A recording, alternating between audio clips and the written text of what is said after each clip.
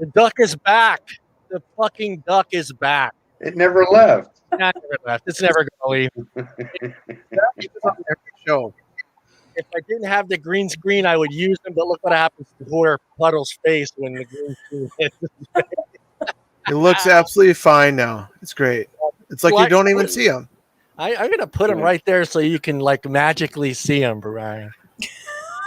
Yeah, with that whatever that square is blocks him out, John. No, it's the green screen because his face is green. Yeah, because the green. You need a green screen. All I see is like a little spot of yellow, like a nose. Yeah, it's just yeah, it's totally okay because you can't see him. It's great.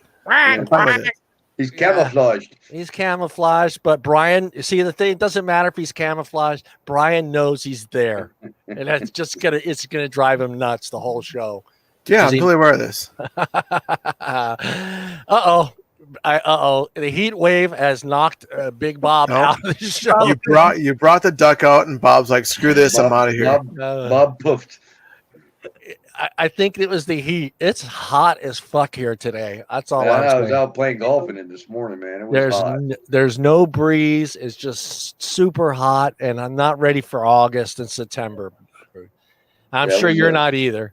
I don't think Bob is either. Bob's back.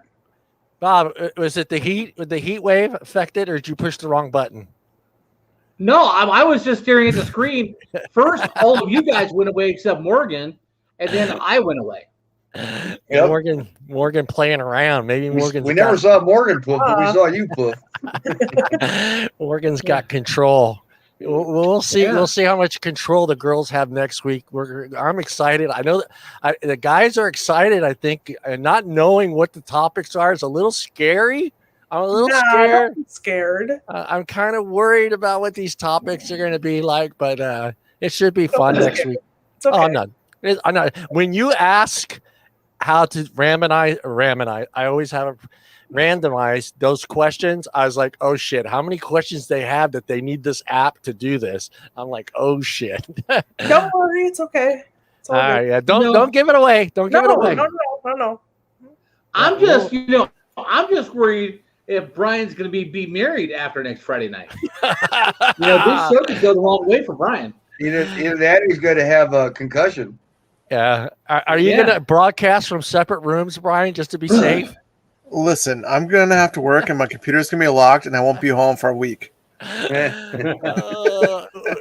We'll be asking each other, hey, have you seen Brian? You see Brian today? Well, I'm going radio silent for like a week and a half.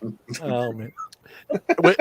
Will you guys be broadcasting together, or are you gonna make her go upstairs and use it? Make her go upstairs and use it? No, I'm kidding. No, Brian, she gets to sit where you sit. You sit where she sits. You sit on the back of the chair, Brian. Yeah. You get to hit her on the back of the head. Yeah. Ooh.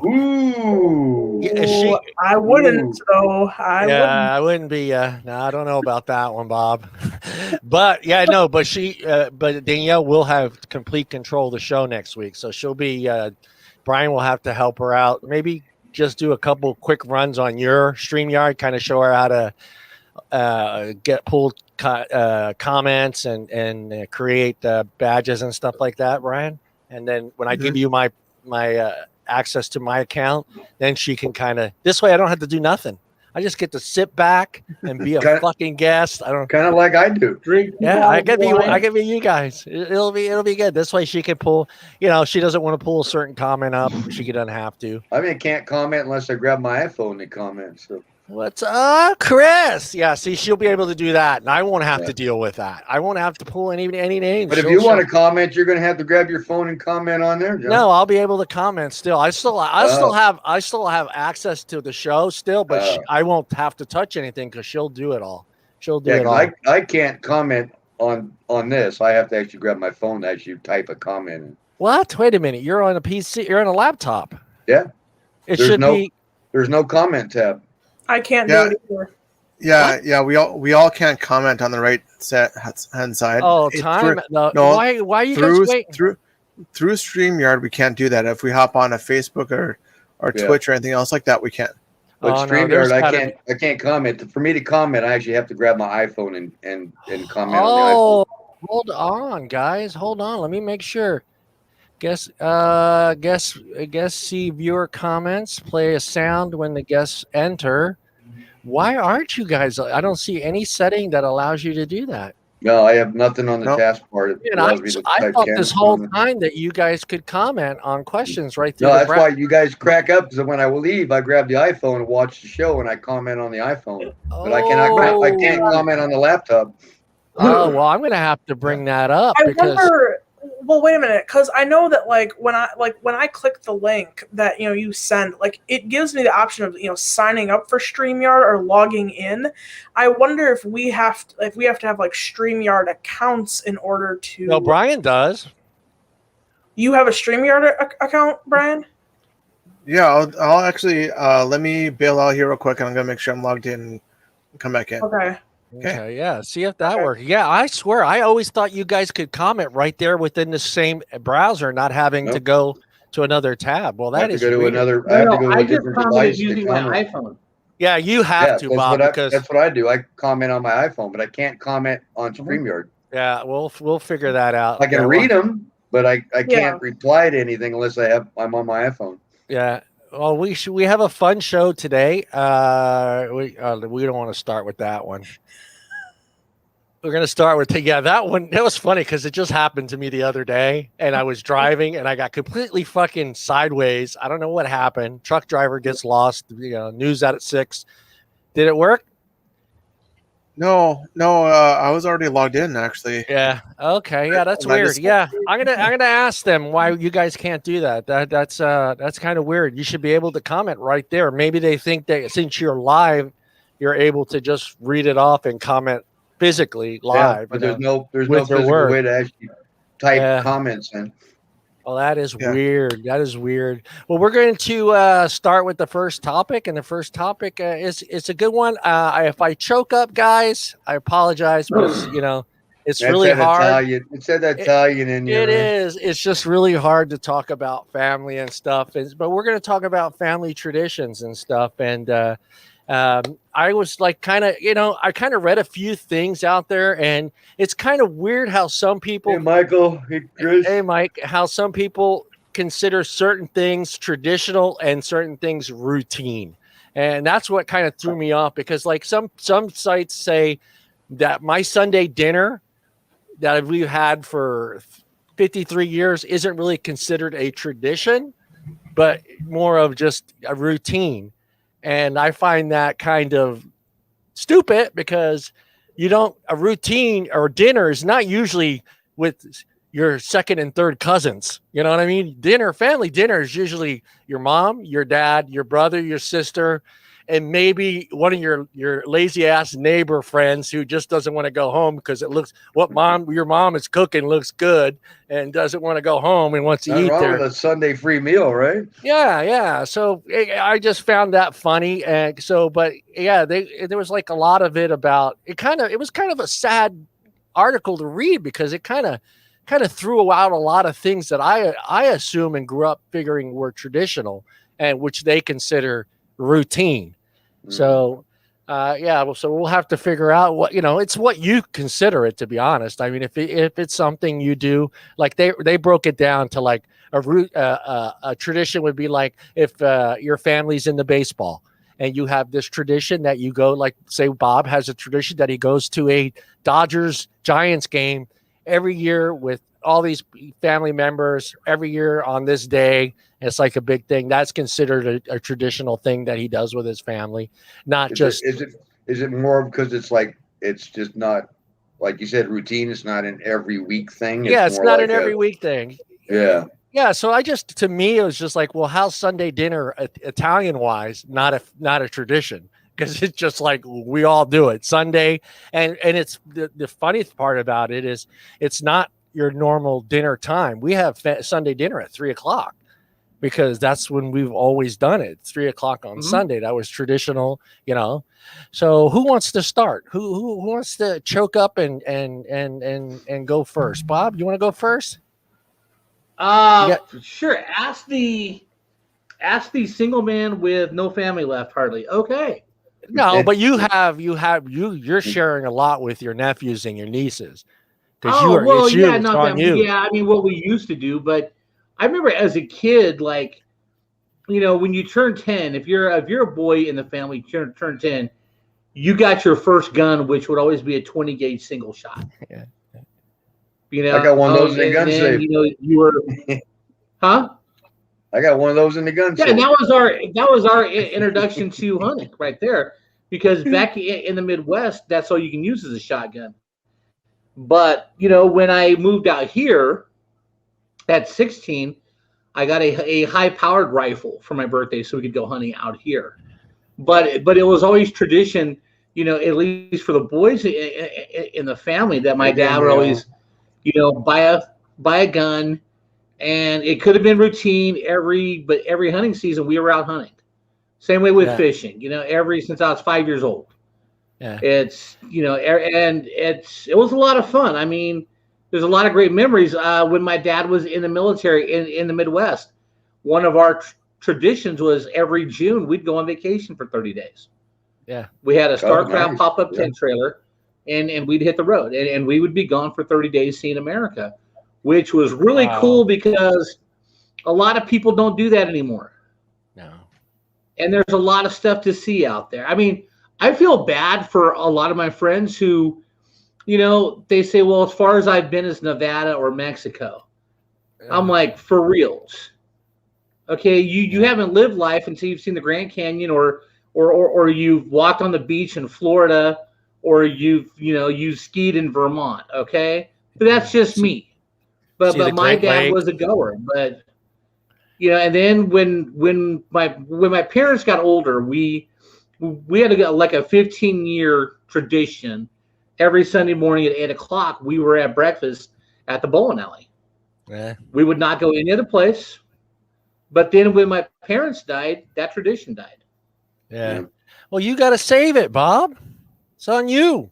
No, it's not my job anymore, because you know everyone split up, everyone moved away. I've got a brother here in town. He's got 3 kids here in town.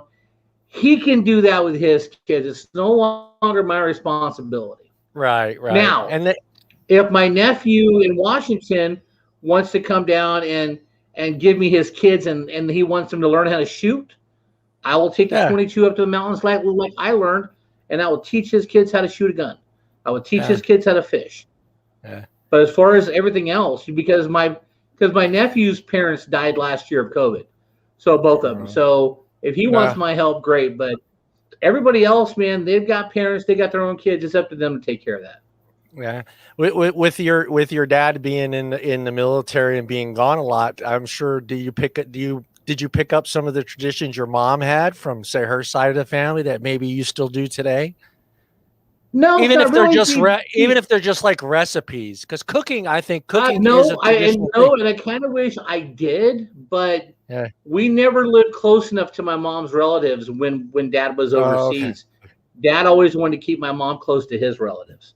That's true. It's true how it and works. No offense, I like my mom's relatives better, but that's okay. Well, did you find any of those? I mean, did you find any of those recipes laying around now at the house, or? No, Mom did it all by. She did it all up here, huh? Too, like my grandmother. Yeah. No recipes. Yeah. No.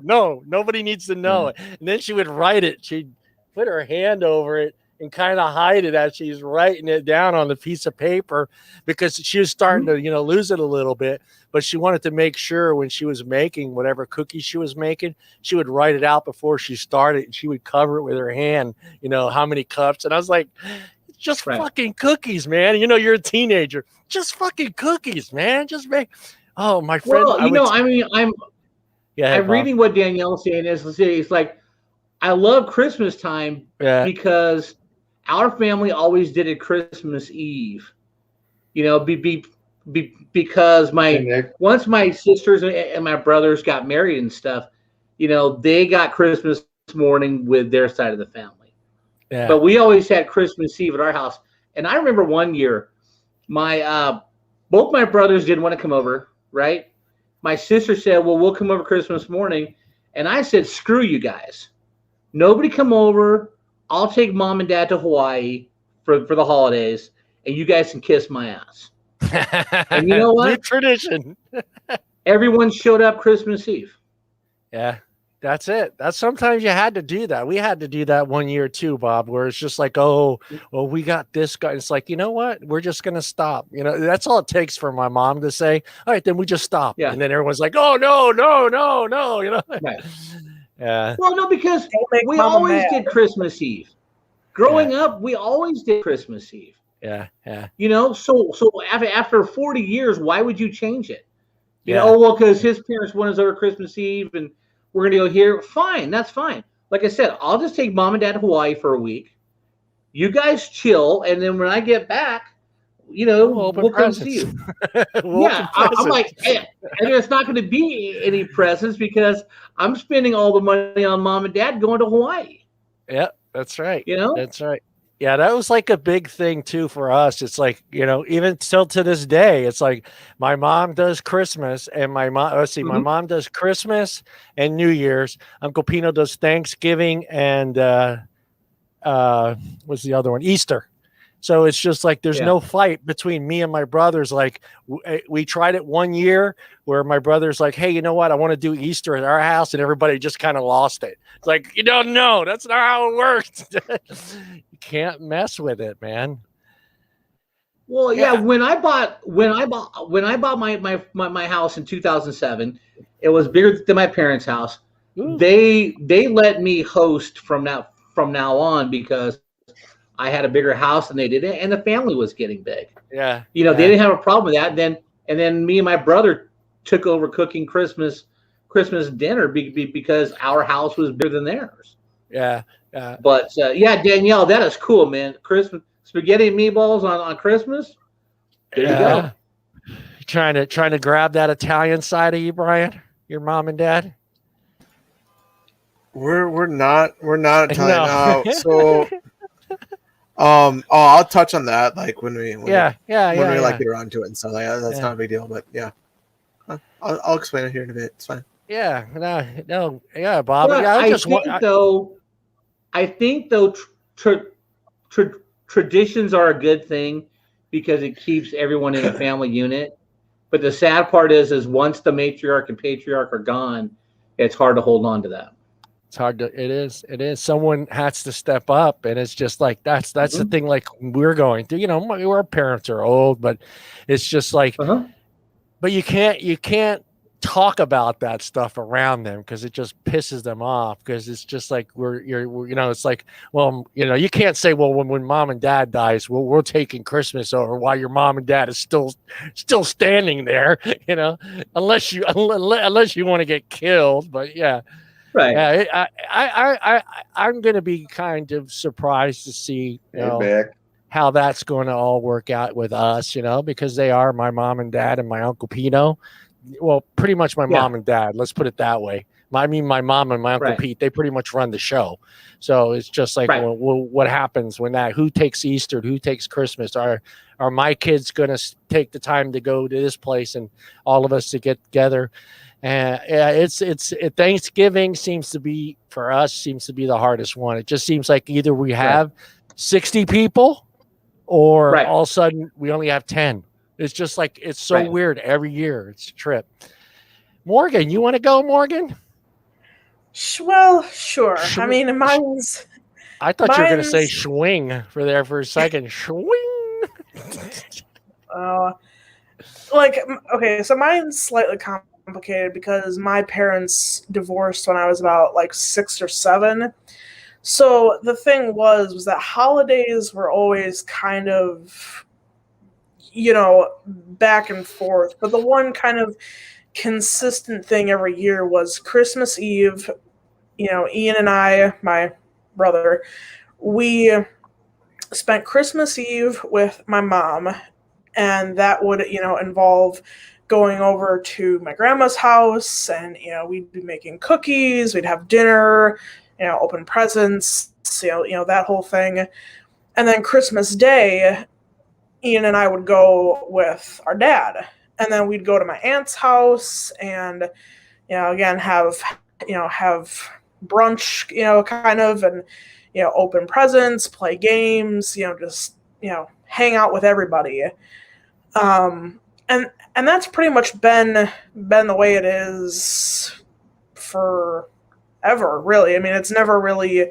I mean, maybe we've changed up, like, whose house we're spending, Christmas Day with. If we go to my aunt's or my grandma, that might change. But I mean, in terms of everything else, it's pretty much stayed, constant. And then kind of the other big one on my dad's side of the family is we'd have the daily family reunion.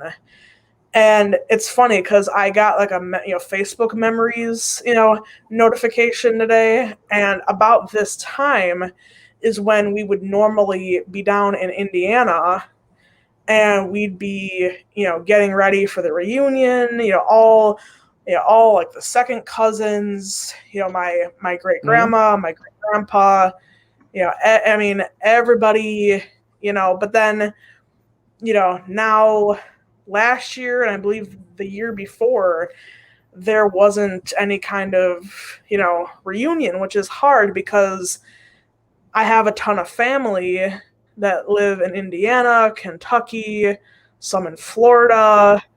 And so it's like I don't get to see those family members very much at all. So it was kind of hard when, sometimes the family drama would kind of take over, and, and they'd say, oh, no, we're not doing stuff. And it's like, I kind of even remember as a kid thinking, why can't we just put our differences aside for one afternoon and just get together as a family? I said, because it was always everybody up in Wisconsin coming down to Indiana.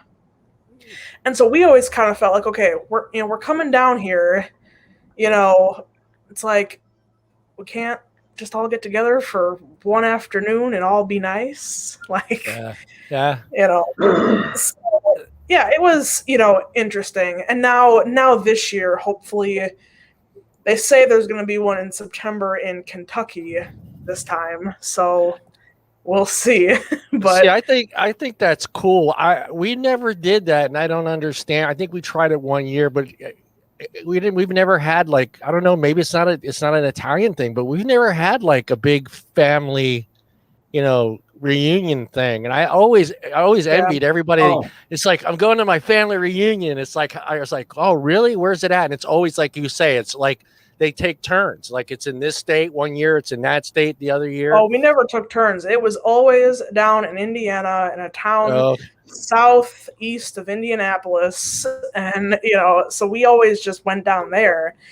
And when I was younger, my dad would drop my brother and I off, and we'd stay with our grandparents for like a week. And so we'd spend, it was me and my cousins, and we'd, spend time with, our grandparents. And there would be a day when, the girls of the family would go with my grandma and my great grandma. Awesome. That's awesome. And we would go to this place called the Hope House, and it was kind of like a local, like, Goodwill kind of place. And so we'd have like the girls kind of like shopping trip. Oh, and nice. Then the boys would go with my grandpa and my great grandpa and go fishing. Oh, fishing! I was gonna say the bar. No. I can't imagine my papa or my grandpa going to a bar. but same thing as Bob said. I mean, after my great grandma passed away, it was just the family kind of went like that. And it was like, and then my great grandpa, passed away. And I think that even made things, because again, in my Facebook memories, we have a big family photo of all of the great grandkids with my papa. And that was the last time, I saw. So it was just kind of hard, because it's like, we're splitting things off, and it's like, we should be coming together and, doing that stuff. Instead, what are we talking about? Like 50 people more for your guys' reunion? And keep in mind, this was the daily family and friends.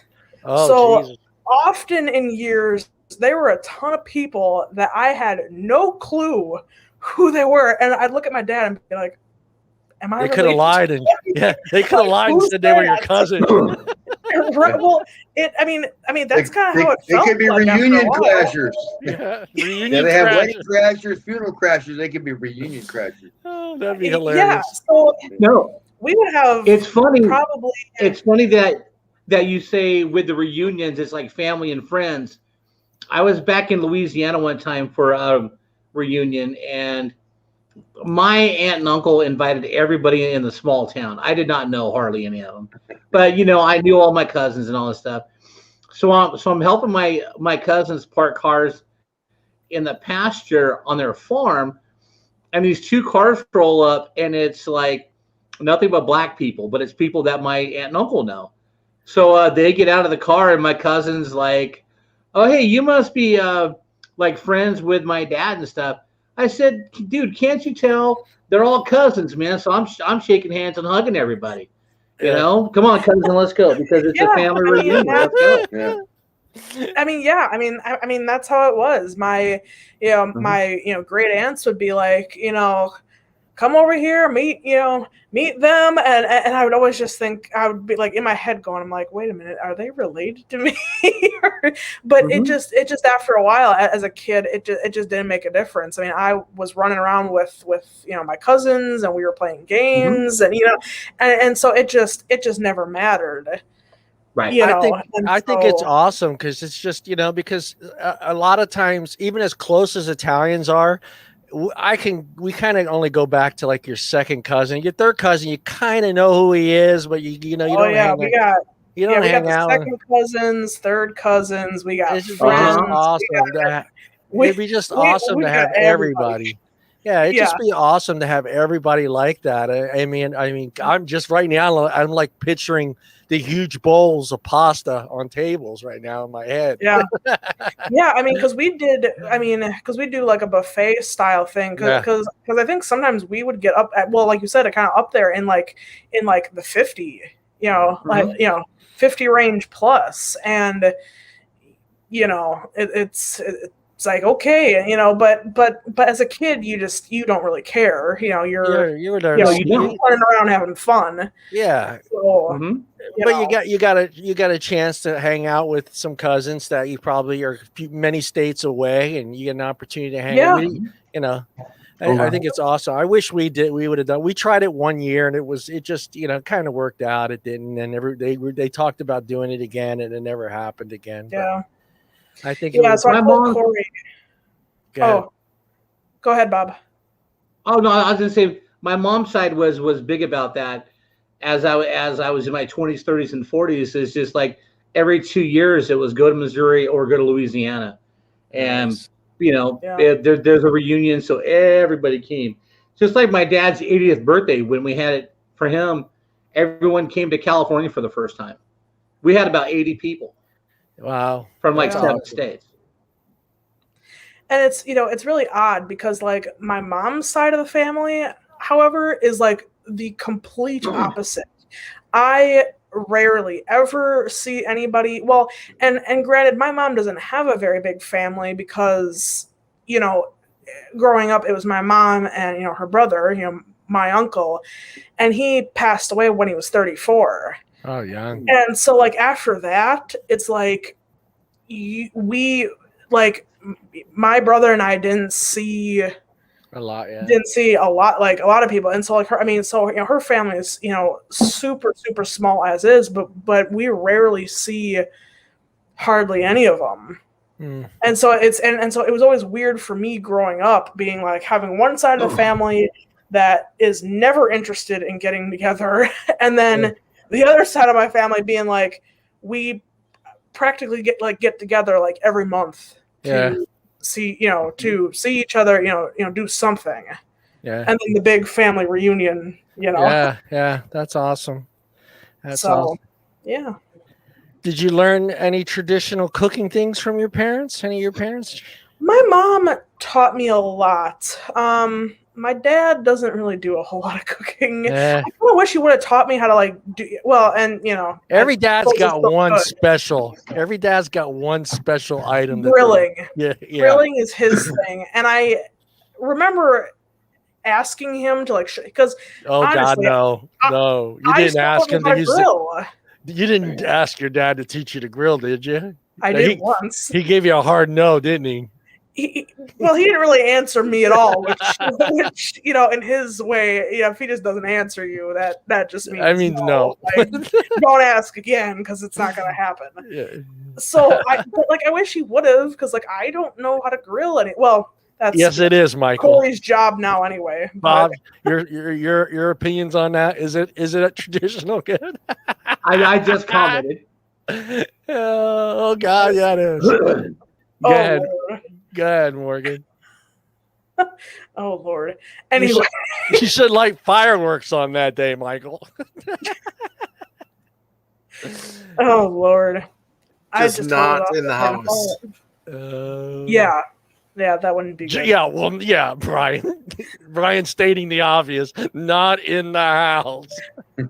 Well, technically, if you do it good, you don't need any fireworks. So keep that in mind. That's true. But anyway, yeah, my mom has like her famous pot roast and stuff like that. Things. But it's funny because now ever since I met Corey, I've gotten into some of the traditions that his family does. And, that's been like really fun. Like on Christmas, having, raw beef and onions. Wait, what? I didn't type anything yet. Wait, what? What happened? I don't know, man. Becky's telling me to hang in John. there. Yeah. John, put the title back up again. I don't. Hold on. Did I spell it wrong? Just put it back up. There you go. Now read it. Oh yeah, all right. Well, yeah, his family tradition is still a thing. Still things? I got it. That's what she's trying to point out. And you keep missing it. All right, there you go. Oh, was she? Yeah. Becky's doing grammar. Yeah. Becky's doing grammar check. You always gotta have that grammar Nazi. Yeah, there's always one of those. Redheaded one, too, are the worst. Yep. They're such traditionalists. So, but has your mom given you the secret recipe to pass on? Did she pass? Oh, she did. Oh, nice. Yeah, she's written out lots of recipe cards for me. So it's nice because then when I'm like, craving it, I don't have to like call up my mom and be like, Mom, can I come over? Can you make pot roast? How much salt goes in there? She because I would, sometimes call her and be like, Mom, can you make pot roast? And I can come over. And she's like, you've got the card now. Make it your damn self now. I'm like, Mom, you always make it so much better than I do. And she's like, I literally wrote it on a card for you. I forgot. It's better when somebody else makes it. I forgot there was two redheads in it. I know. I forgot about the other redhead. My mom made the best stew. So I would call her if I was out of town. I'd say, hey, Mom, do you want to see me this weekend when I come home? She goes, well, I always want to see you. I said, could you make stew? It was always there. And I always got a big Tupperware bowl to take home with me, too. Yep. Yep. Are you anything else you want to share, Danielle? How about the dad traditional things? Now I'm curious because I'm wondering if your dad was probably similar to me on what knowledge I've shared with my daughter. Very difficult. Yeah. Because dads with dads and daughters, we've got that. Bruce is going to laugh because he probably knows he's been through it himself. We had that stage in the beginning where we're daddy's girl up until a certain point in time. And for Hope, it was like 7 or 8. And then it was just like, I'm going to Mom. You're an idiot. I'm not talking to you. And then 8 through 16, 17, it's mom. But then 17 and up, it's dad. Okay, dad's the one that knows the shit. I need to talk to my dad. What am I about right on the ages there? Well, I mean, Bruce, I don't know. too. Like, I almost don't feel like I didn't really experience that. Really, I mean, I don't think I ever, well, because like even now, like my dad and I are kind of. You're closer today to your dad than you were when you were younger. Don't tell me it's not true. I think so in some ways, yeah. Yeah, I mean, but like I don't really ever remember having that like stage in life where I bet you are, I Danielle. like didn't want, like where I just went to mom for like, everything. I don't know, like I don't remember. I mean, I'll suppose I'll have to ask him now because now I'm kind of my daughter's teenage years. She didn't even know who the hell I was. All that matters is what mom had to say. Dad though, unless you needed a ride or money. Right? Yeah. Well, the thing is, though, is that when kind of in my teenage years, I actually ended up living at my dad's house at that time. And so I kind of wonder if maybe that's why I don't really ever remember having a, distinct, like separation of, being daddy's little girl and then going to mom for everything. And then, so maybe that's why I don't really ever remember anything like that. But, Yeah, 7 girls, that's different. But like in my situation and your dad and Bruce, it's one girl. It's just one girl. Well, I only had one kid, so yeah.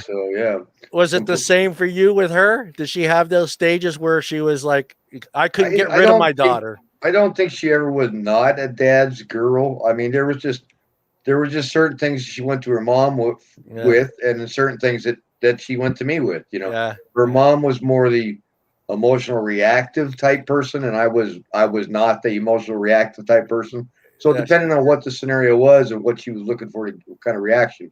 If she wanted to stir the shit up, she went to her mom. Yeah. If she wanted to have a normal conversation with somebody, she went to her dad. Yeah. So it all depended on what her end game was at growing up. Not that she never thought we figured this out, but we would let her think that she was getting away, but we knew what she was doing. So I suppose that was kind of me. Like now that you kind of put it like that, now, we know what you girls do growing up. We know. Yeah, I mean, that putting it like that kind of makes me go, oh well, okay, maybe. I remember doing that. Maybe a little bit. I remember that. No. Did Hope ever pull that on you, John? Oh yeah. Hope was that her game? Oh yeah, she was conniving. Hope I was like I'll never forget the first time. They all right after the the old Nokia phone was kind of done with, and all the new phones were kind of flying out there.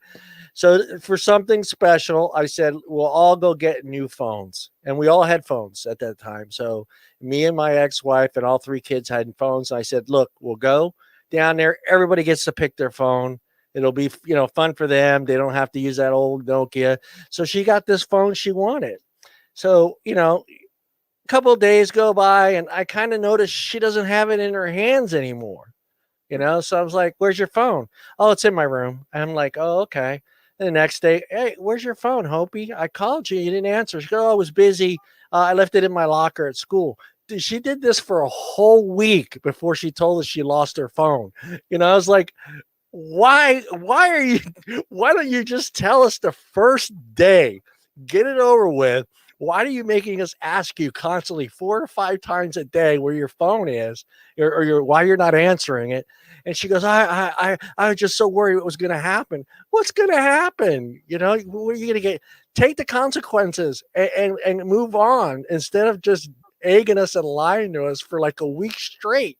Where's your phone? Yeah, she I don't know. I think with Hope, she's very, God, what is the word? She watched her brothers, and she watched what her brothers got away with.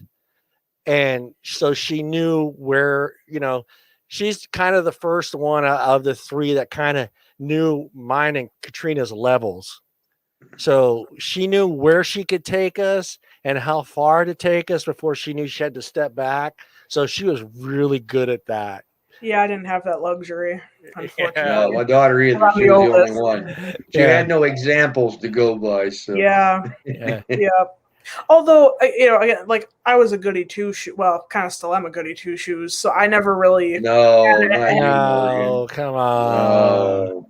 Yeah. I don't believe it. I was that at all. Friend. I'm still known as the mom friend at work.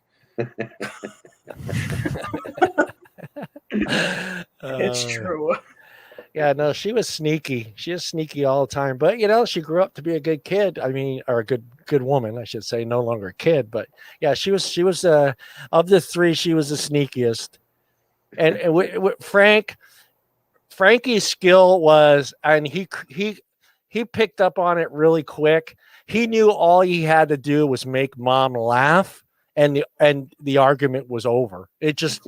That's how Katrina was. He would go as far as to pull his pants down and fart just to make her laugh, because he knew it would just end the fight and the argument. I was just like, you're brilliant, son. You got to teach me that skill, because I need to use this skill. Yeah, believe me, John, you probably wouldn't have got away with a laugh on if you did that. Probably not. But he was really good at getting her to laugh or me to laugh, and it would just seem to end. It's like we totally forgot what we were mad at him for. Yeah. But yeah, he's like you, Morgan. He was the goody two shoes. He was the firstborn. He knew he had a lot of responsibilities growing up with his mom and stuff, being not so healthy. So he grew up really, really fast. So it was like, I remember to this day the first time that he lied to me. That's how good he was. I only remember that one moment. And it was a big one, but it was like, it stuck with me to this day. It's like, holy shit, my son Frank finally lied to me, and I saved that. Well, and it's so weird now, because I think now that, Ian and myself, Ian's 18, so he says he's an adult, and I just laugh, at him. But it was only just a magic number, right? Yeah. Well, and I tell the high school age girls that I work with who are so like ready to be 18, ready to do that. I said, I said, listen, I said, I felt the same way I said, listen to me, please, as someone who felt because it's funny, because there's a couple girls who I work with who all want to move in together because they want to get out of, mom and dad's house. And I think it's going to be so great. I laughed my ass off. I said, I'm sorry. I don't mean to laugh. I said, I felt the same way you did. I said, there's a good chance that y'all are not going to be friends after you move in together. Yeah. Somebody's got to clean, keep up the rent, pay the bills. I said, you are going to get on each other's last damn nerves. Oh, yeah. One way or another. I'm like, it's going to. And so, like, I try to tell my brothers, I try to tell them, I'm like, don't grow up. Don't try to grow up. Just stop constantly saying that you want to be adults. I said, what I do? Great. It sounds great, but it's not at all. But they never listen to me, so I just, All right, let's jump to Bruce. Bruce, I'm not going to say Bruce is the oldest one here, so I'm kind of curious. Were you close with your grandparents, right? And your grandparents are first generation? Yeah. So, are they from the old country? Not so much on my mom's side, because there was only had a grandmother. My grandfather, it was my step grandfather. I never knew that until he passed away eventually, that he was not my real grandfather. My real grandfather is my mom's side, died in World War II. But I never actually knew him. I just knew my step grandfather, and he was English, right down to the English accent and all that stuff. But we didn't have much tradition with them, because it was just my mom's family, and she had one older sister that lived in Canada. The middle sister was gone, and my mom was the youngest sister. So we didn't have a lot of tradition with them. But then on my dad's side of the family, which was huge, because he came from 5 brothers and 2 sisters. Oh, right? Wow. So that created a big clan. So Thanksgiving was the big clan thing. And then as the family kind of grew and the cousins were getting married and wives and all that stuff, and the next generation started showing up, we kind of outgrew everybody's house, right? So it kind of, and then, as my age got married and had kids, it just flat out couldn't happen because there was just no place big enough to have the Thanksgiving thing, together anymore. So that kind of died away. So at that point, I got married. The wife's mother would have Thanksgiving, so that was her holiday.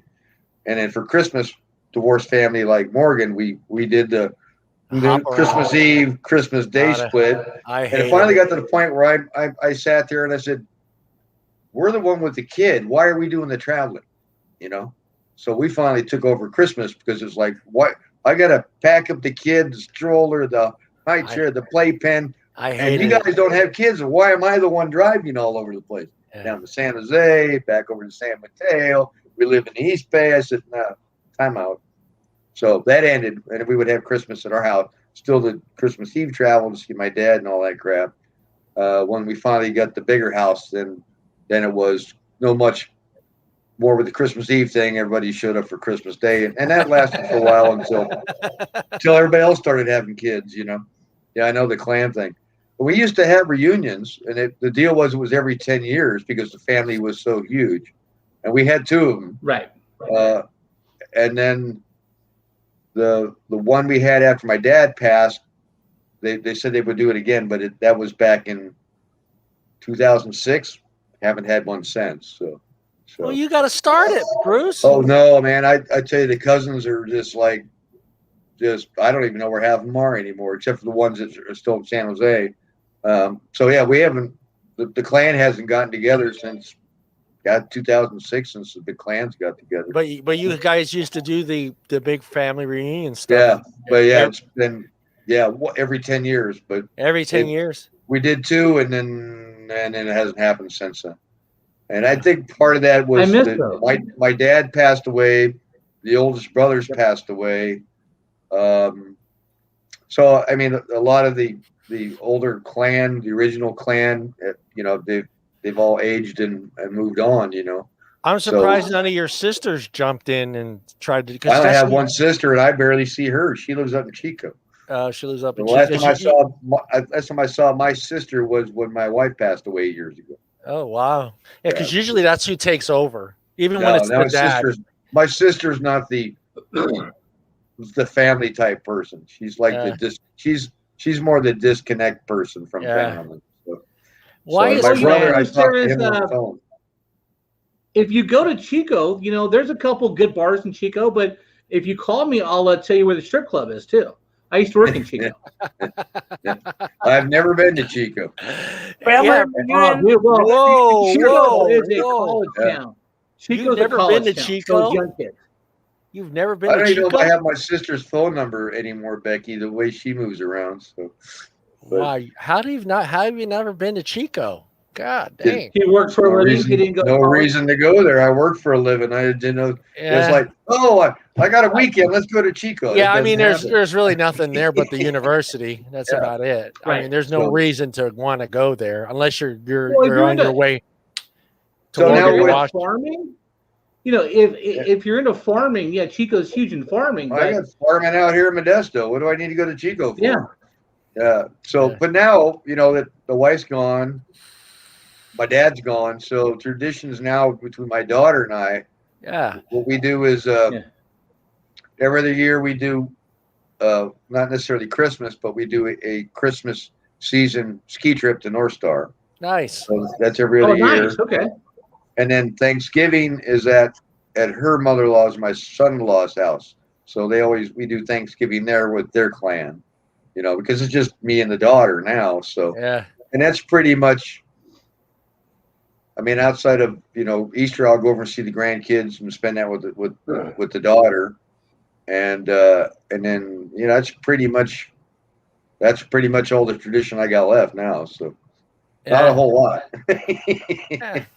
Do you still catch yourself? Do you catch yourself doing like things your dad did, Lo? Did you pick up on any of those things, traditional wise? My parents divorced. Oh, that's right. Yeah, you were divorced. I was 5th grade, so I saw my dad every other weekend. Oh, right, yeah. growing up, and then he went over to Africa and worked for 2 years when I was just finishing high school. So he was out of the country for 2 years when I was going through high school. What the hell was he doing in Africa? Making money so he could get back on his feet, because it was a struggle in the U.S. So he went over and worked for Kaiser and made lots of money, came back, was able to afford a house and all that crap. Yeah. So he did that, and then he hooked up with a gal that he lived with for like 15 years, and then she had a kid, so he helped raise that kid. So we were the older kids at that point, so we weren't really involved in his life yet, because I basically raised my younger brother to his elementary and high school age just because I was there. So I did little league with my brother, and I coached his little league team, and because there's 6-year difference between us, so I basically raised my little brother because dad was just not in the picture. Not that he didn't want to, but I mean, he was in San Jose. We were in Burlingame. He wouldn't drive up. I would have to put all the kids in the car and drive down on the weekends. It got to be that point where I was, as a 16-year-old driving the younger sister and the younger brother down to San Jose on the weekend and stuff. So I had a lot of responsibilities growing up as a kid. That's why you're the person you are today, Bruce. Yeah. So I mean, I didn't have a lot of tradition from dad.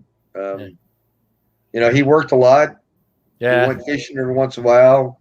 As he got older and we got back into town, we did a couple backpack trips, and which was fun. I won't greatly remember those.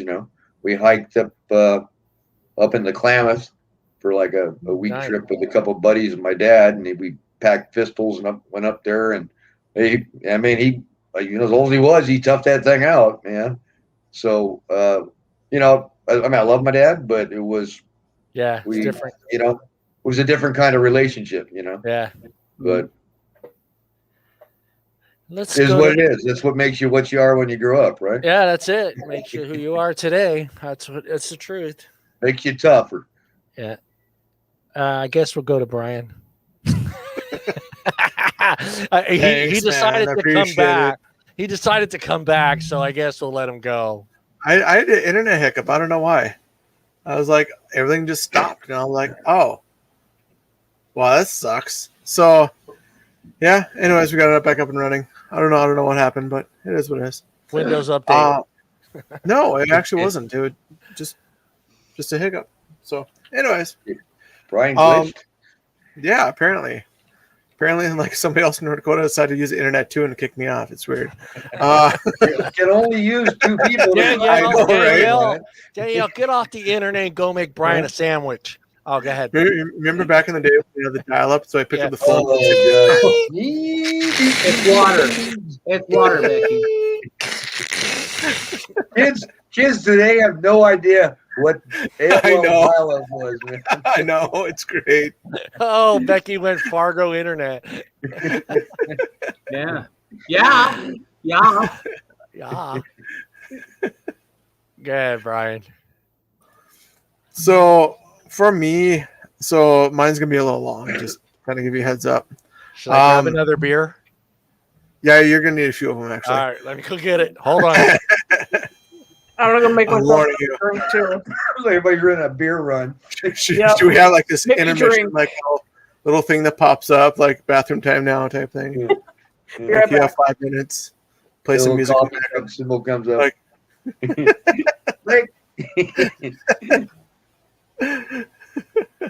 Becky's in the tequila. Uh-oh. Oh, right? No. Not yet.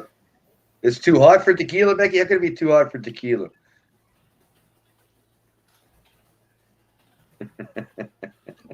P-rank. I only do tequila at bars or parties. Yeah. Right? Exactly. Go. Was that fast? That was pretty fast. Was that a beer break or a pee break? Seltzer. Oh, you said you were going to grab a couple. You came back with one. What the hell's wrong with you? Yeah, I got to be good tonight.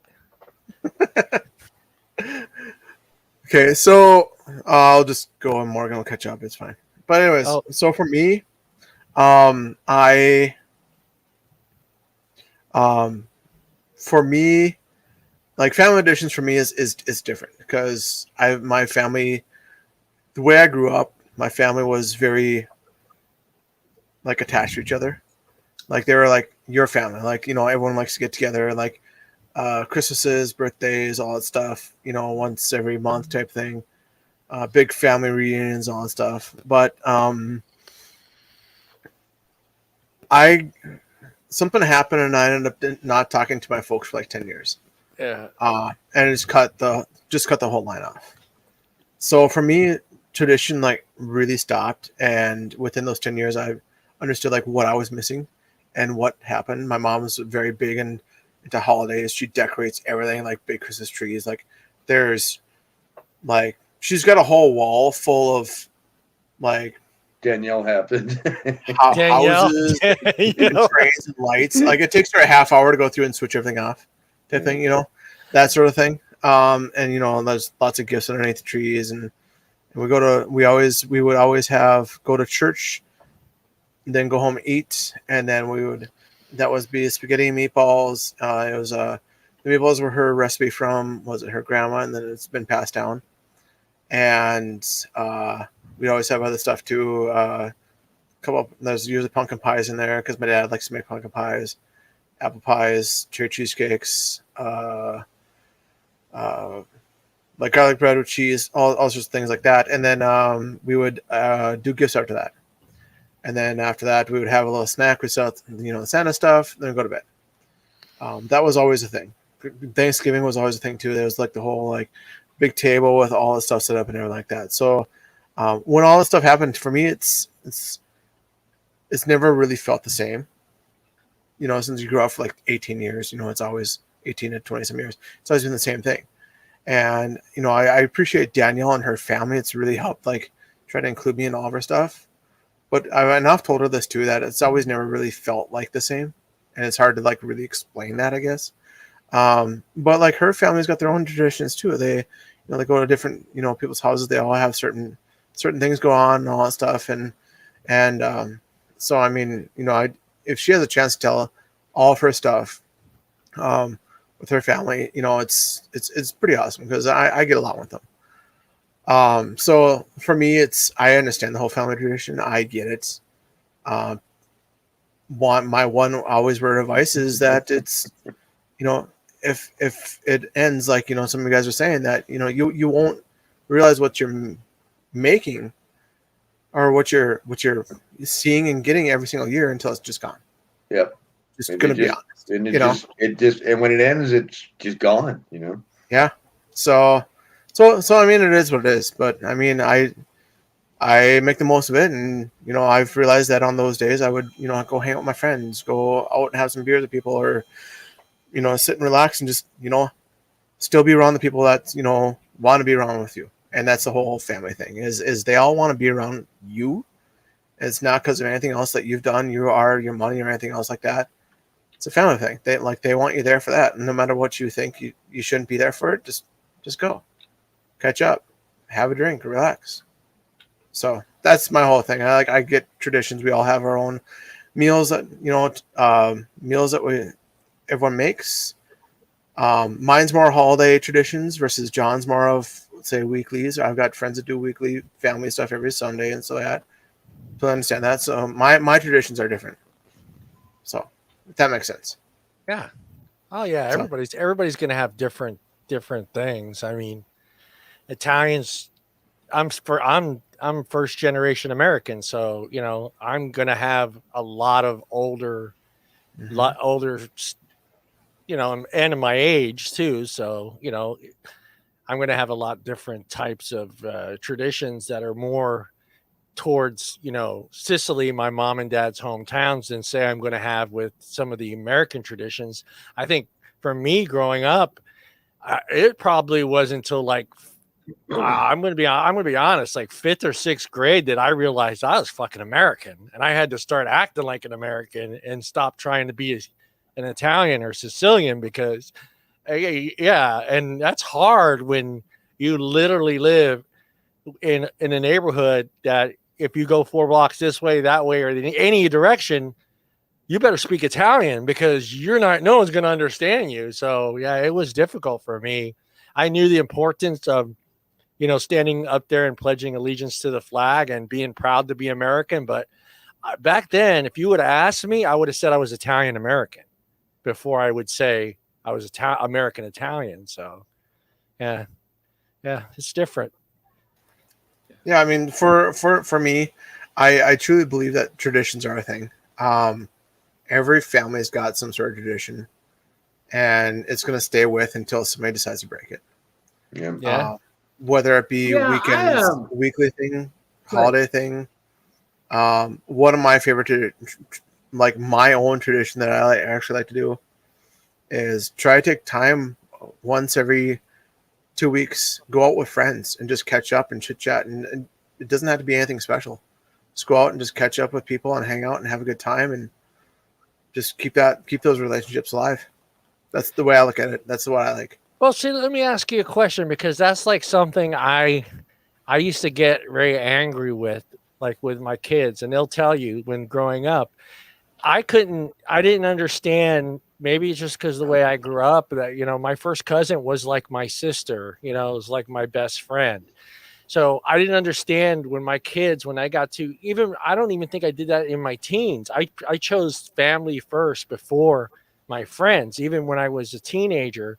So like when my kids started doing that, like saying, well, I don't want to go to this party that was family related because they would need it to be spending time with their kids. That kind of pissed me off, man. It really did. I was just like, yeah, this is family. You're going to this house. We're going to this party as family. You're going, period, end of discussion.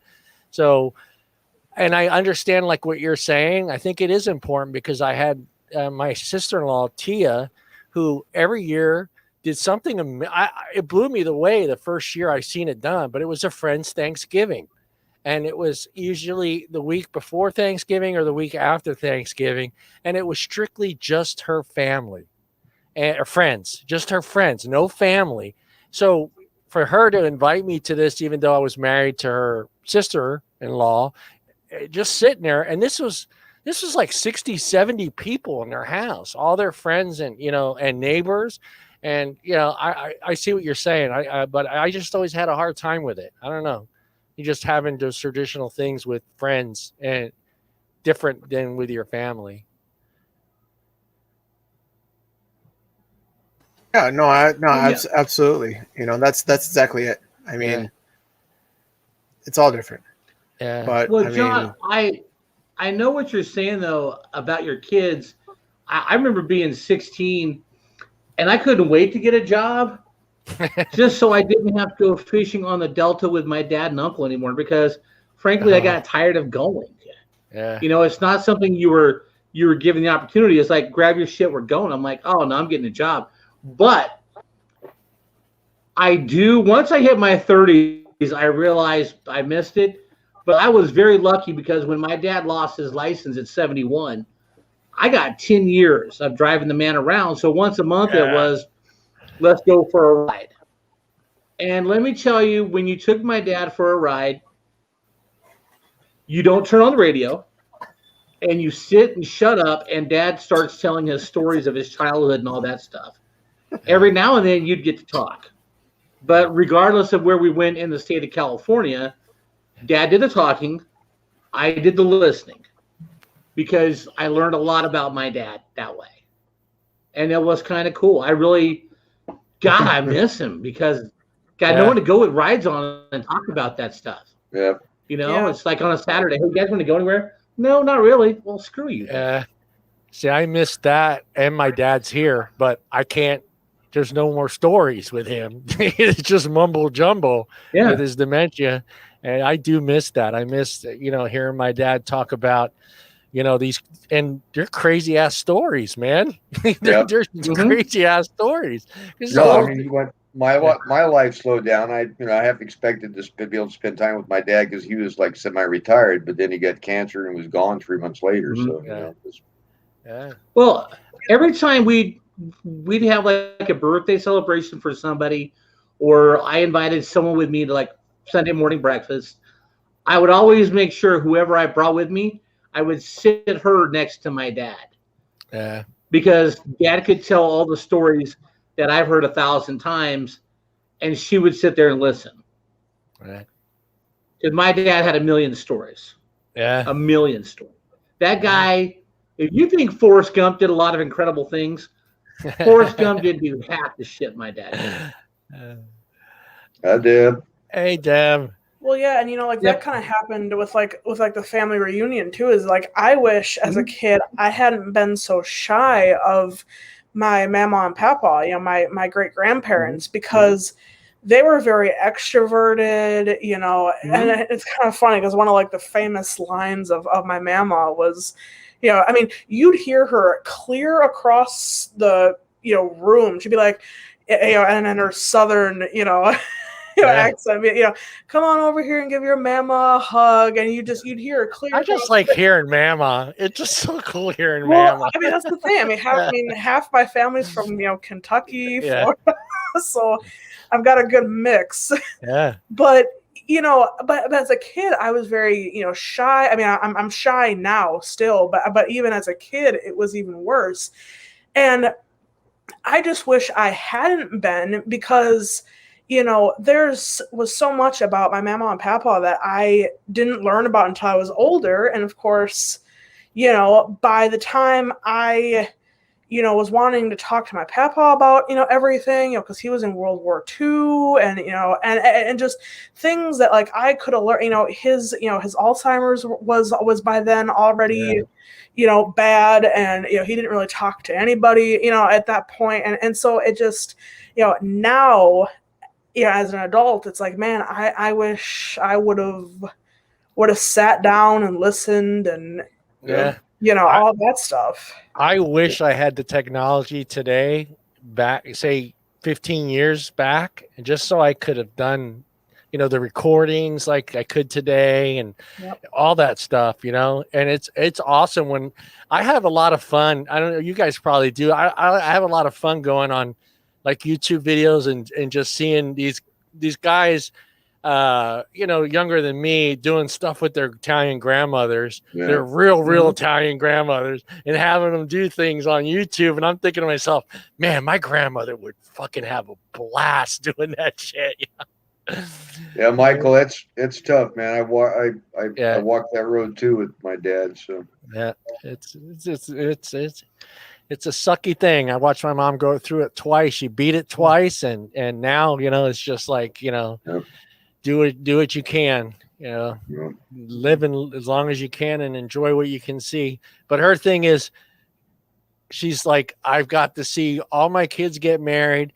I've seen my grandkids, and now I've seen my great grandkids. So she's seen 2 sets of grandkids. So she's just like, I'm, and then John Paul had. Now they're all, she's seen them all. So she's seen her grandkids and her great grandkids. So she's happy. Brian, what else you got? What traditional cooking things have you learned from Mama? Popcorn. You don't cook? Brian, go cook. I don't cook. No.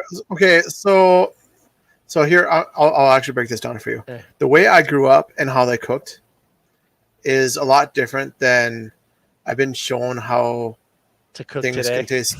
can taste differently, the way they cook differently. If that makes sense without being like a jerk about it. Okay. Yeah. So I right now, Danielle's shown me ways to eat food that I feel tastes a lot better. And so I let her do the cooking because she's shown me that things can be different than the way I grew up. Yeah. What is your parents' ethnicity? So my grandma was half Indian, and my dad was kind of more. What do you mean, kind of more? Well, no, he's like a mix. He's German and not Italian. I think is very small, but more German, Norwegian, that sort of thing. Hey, Brian. Yeah. When you say Indian, is that casino or mini mart? That is casino. Casino. Casino, okay. I am. I'm Just- part casino too. So I'm just Yeah, I know. not enough to be making free money right now. Not Okay. enough to get any casino money. That makes sense. He's not. I don't, The I don't get it. minimum's I a have quarter, to give right? it. It's Yeah, a I don't quarter. get it, Bob. I got to give it. You have to be a quarter Yeah. percent to collect, right? No, it's actually less than that. It's actually But it's really So- hard to prove. Yeah. so my mom is a quarter. Your mom gets technically. it. She gets a Yeah. check. So apparently it's like what 18%, and I'm like 12.5. Yeah, you're the mix. I You're think- done. yeah. You're done. Yeah, you're done. Yeah. I'm a So- 16th too. Right. Yeah. Right. Yeah. So Yeah. yeah, I'm like right below the threshold of like, you're screwed. You know. Danielle says you're 16th. You know, I'll go to them like, I'm part of this. No, you're not. You're really not. I don't know anybody. So, Yeah. I mean, we've all grew up differently. The way like my dad cooked, the way I grew up, like I thought it was The fine. correct way to cook I it, huh?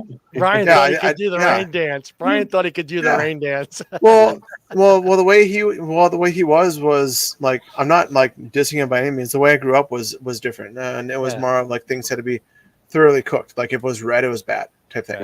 Yeah. Well, you're So it probably was similar very well to done. Bruce. You're If probably it's similar. walking or mooing, it's bad. His German Yeah. cuisine, Yeah. German cuisine Yeah. is horrible, man. That's all Well, I'm saying. Well, he was also. Everything's well, he- boiled. Everything is literally I boiled. still can't Well, handle sauerkraut. Well, the thing is though that so with Bruce, so my dad was he was Marine in the military and stuff. So the way he cooked and so that was really different because you had to make sure like everything was actually thoroughly cooked. Don't Before get no anything food was poisoning. Right, Yeah. exactly. So the way I grew up, like my grandma was, a little different than we were, just because of the way she grew up. She's got some fascinating. She had some fascinating stories when she grew up and stuff. But the way it was steaks were always very well done, and we always, there was really no seasoning to them or anything else like that. And the way Daniela taught me is medium rare steak for me, just great. Like I have things medium rare all the time, and just salt on it before it's cooked, and I've had no problems with that. Every Oktoberfest I've ever been to, Morgan, we go have lunch before we go to Oktoberfest in San Francisco because I will not eat that garbage that they're selling at Oktoberfest. I do not My eat pork. Wait. ancestors Wait, are hold on. turning in their graves. You go to Oktoberfest to eat? Nobody No, goes we to go Oktoberfest. eat. You go there to No, drink. we dude. go to drink. Yeah. No. I'm You go to saying- drink. Right, but they have food there. I'm saying It's we not- stop to you know, eat before we Oktoberfest go is to not for- Oktoberfest. It ain't there for the food, John. It's there for Yeah, the we beer. don't- I'm not there we for the don't food, eat- John. You're there to eat. I mean, Oh, I drink. know, John? but there's food there is what I'm saying, and I won't John? eat it. So we always eat before There's we food go to there? October. My poor German ancestors are turning in their graves. John, right why don't now. you tell them what you've had from Wow. German food German food I've had. in America? I've had what they call. I've had German food. You forget I was married to a German. Okay. Youth key. It ain't more German than that, man. Kubish. Wow, yeah, man. no, yeah. Your marriage kept that Axis alliance going, didn't it? Oh God, no, man. That food is horrible. I'm sorry. It has no flavor. It's bland. It's just. I'm sorry to all the Germans out there. Don't want to upset you. And I don't. And look, I'll be honest with you. I don't even put Italian food at the top. Italian food's not at my top. If Polish food. No. If I'm gonna go the best cuisine in the world, I'm gonna go. It's either between French and Spanish cuisine, and I mean real Spanish food, not Yeah. Mexican. Oh, yeah, real Yeah, I Spanish. love French food. French food French food sucks, is John. sweet. No. What about Polish food? No, Polish Listen, is boiled too. You don't like I'm going to make a. Are you? I'm gonna upset like wait, everyone wait, out there. Whoa. I like Okay. French food. I like Spanish food, and then Italian. So like 1 and 2 is going to be French or Spanish cuisine, and then Italian's third. I would have to say like fourth. Fuck, I don't even care. It could Taco be. Bell, Nucci John. before? Taco Bell. You know, you do care because apparently you're very fucking picky. Yeah, no. Right? I I'm can't sorry. believe you go to Oktoberfest to eat food. No, Yeah. That's Bob, unusual. Bob, I gotta Bob. try that shit. Bob, I gotta try that. Go to Oktoberfest, listen to look what for I food. said, Bob. Hey, Listen Bob, to what I said. Bob, I guarantee hold you on, there's hold on. lots of Bruce, sauerkraut at Bruce, Oktoberfest. let me say this again so Bob can hear it. We stop to eat before we go to Oktoberfest because we don't want to eat the food that's there. You understand? Because the food that's there is disgusting. Have you ever had Well, pizza before before? Oktoberfest. We eat You know before what? we go. I've never ever got the concept of eating before, during, or after. You just go to Oktoberfest. Oh, I you walk go. around, you see Well, everything they Yeah. have, and You gotta put- Bob. dude, Bob, you you're can't drink- saying they that got- the food they is got so brats and- horrible. Yeah. that you brats don't and eat there. sauerkraut. Right, thank you. The food is so horrible Which that is I won't bullshit. eat there. I won't eat there. I'm upsetting every German watching this show right now. How about that's why you Polish go to food? Del Taco on the way home. Yeah. No, I What won't about eat that. Polish food? Let me see. What have I had? God, I don't know. I'm totally Americanized. Outside of I like Nah, Mexican I food, can't. but I can't. Thanks, Bruce. I don't. It's been a while. Is Oh, Polish is Lord. Polish food sort of like Portuguese food? No, it No, wouldn't be. They- no. You're pissing Danielle off now, Yeah. John. So, Yeah, so you're not John, getting a sandwich Your now, brother. ancestors are like, There's no way what the Danielle's hell? making you a sandwich now, dude. okay, You're here's the deal. SOL, Your brother. sandwich days are I'm done, definitely not John. now. You're just Here's close on the that deal. one. Like I'm actually a very picky. Hey, Michael. I'm actually a very John would go Right. drink Bud Light. Oh, Bud Light to Oktoberfest. There we go. That would be a Yeah. sin. Go ahead, Brian. so for me, like I'm a very picky eater. Danielle knows this. Like I am stupid picky. But the thing is though that I've tried things that Danielle's made or family or she said like say, hey, have this, try this from this or whatever. And I've had that stuff and it's actually pretty good. For me, like I absolutely hate sauerkraut. It's really not that it's actually pretty good on pizza. Just saying. Just saying. I wouldn't go Just that saying. far. No, it's Pineapple true. before sauerkraut, brother. Pineapple before sauerkraut. I'm just Wow. saying, like if you actually give things a chance, I'm not saying you haven't. Don't put it that way. Yeah. It's more of each sort of say nationality has their own like ways that they cook. It is what it is. You have Native American, you have Talon, you have German, Norwegian, like all that stuff. Okay. I would never know. We're gonna have to look that up. Sauerkraut pizza. You ever had pierogies before, John? Yeah, no. I've had Yes, pierogies. They're my pretty wife good. makes those all the time. Yeah, That's they're good. fucking delicious. Oh, they are great. Yeah. See? Yeah. Exactly. See? Anyways, Polish so food, I mean, you can't make them change the way they cook to your liking. It's never going to happen. No. But you can't say that it's disgusting just because you don't like it. You can say that you don't like it. It's just not my taste. End of story. Number one, Very worst, simple. Yeah. He's going to avoid this now. It's going to be Wait, great. what? Number one worst what? The number one worst food ever in the world is bull penises. I wonder why. It comes up all the time on every fucking poll. It comes up bull penis. Picture credit. So they're Yeah, right along, because have you right, had the fear is factor? that right They would have along to with do the some Rocky kind of- Mountain oysters? Not the oysters, the No penis. Rocky Mountain oyster. One Rocky thing when I grew up, one thing that was actually a thing when I grew up was rhubarb.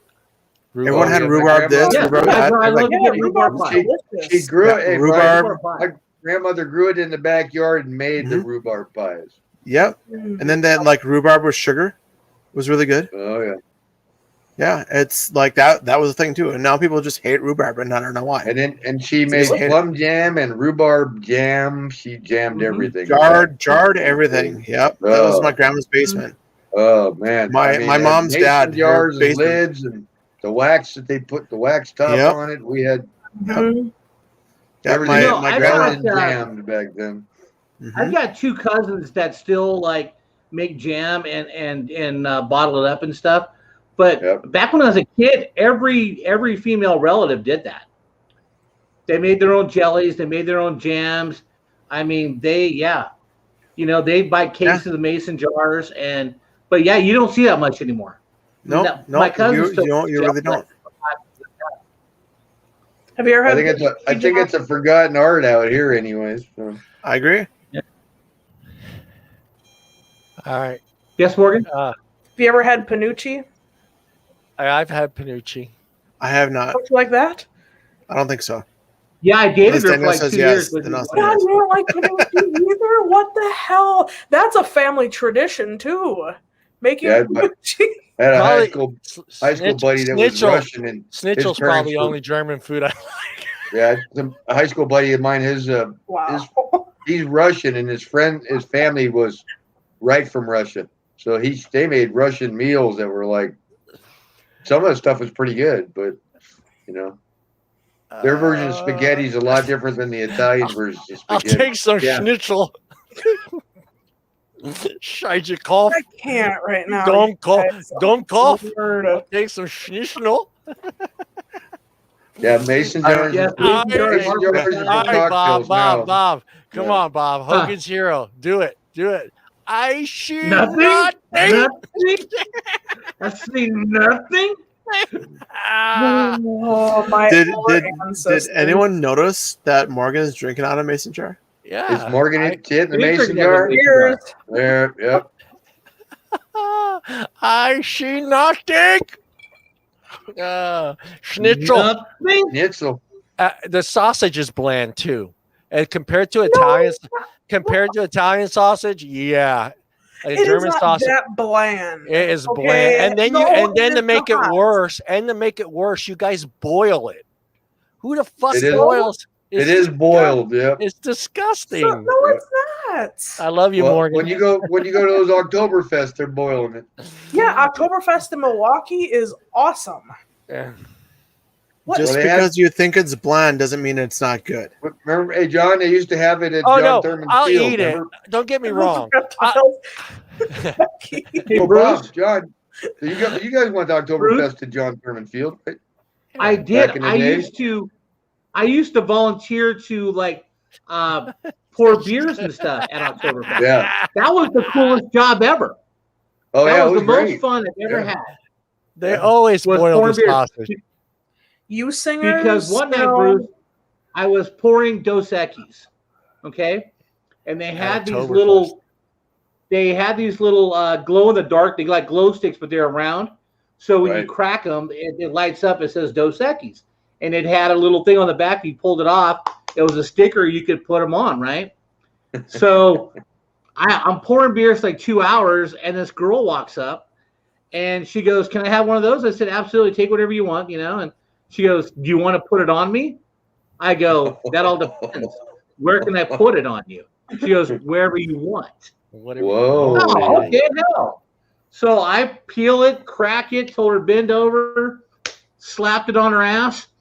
For the next 2 hours, Bruce, I had a line of girls at the Dos Equis stand, and every one of them wanted me to put a sticker on.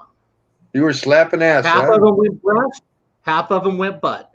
I was having the time of my life. My replacement comes up and goes, "Dude, your shift's over. You can." "No, I'm not leaving." No, I'm not leaving. Get behind me, get yourself a beer, and watch. Because I've this had a kid's new not career going until I'm out of beer, okay? Yeah, didn't the Germans invent Salisbury steak? I don't know. Somebody did. Hey, Salisbury steak. I like here's a question. Steak, though. With lots of gravy. It's really good. It is a German food. Salisbury steak is a German food. Here's a question. Never mind. I thought, whatever. Okay, just whatever.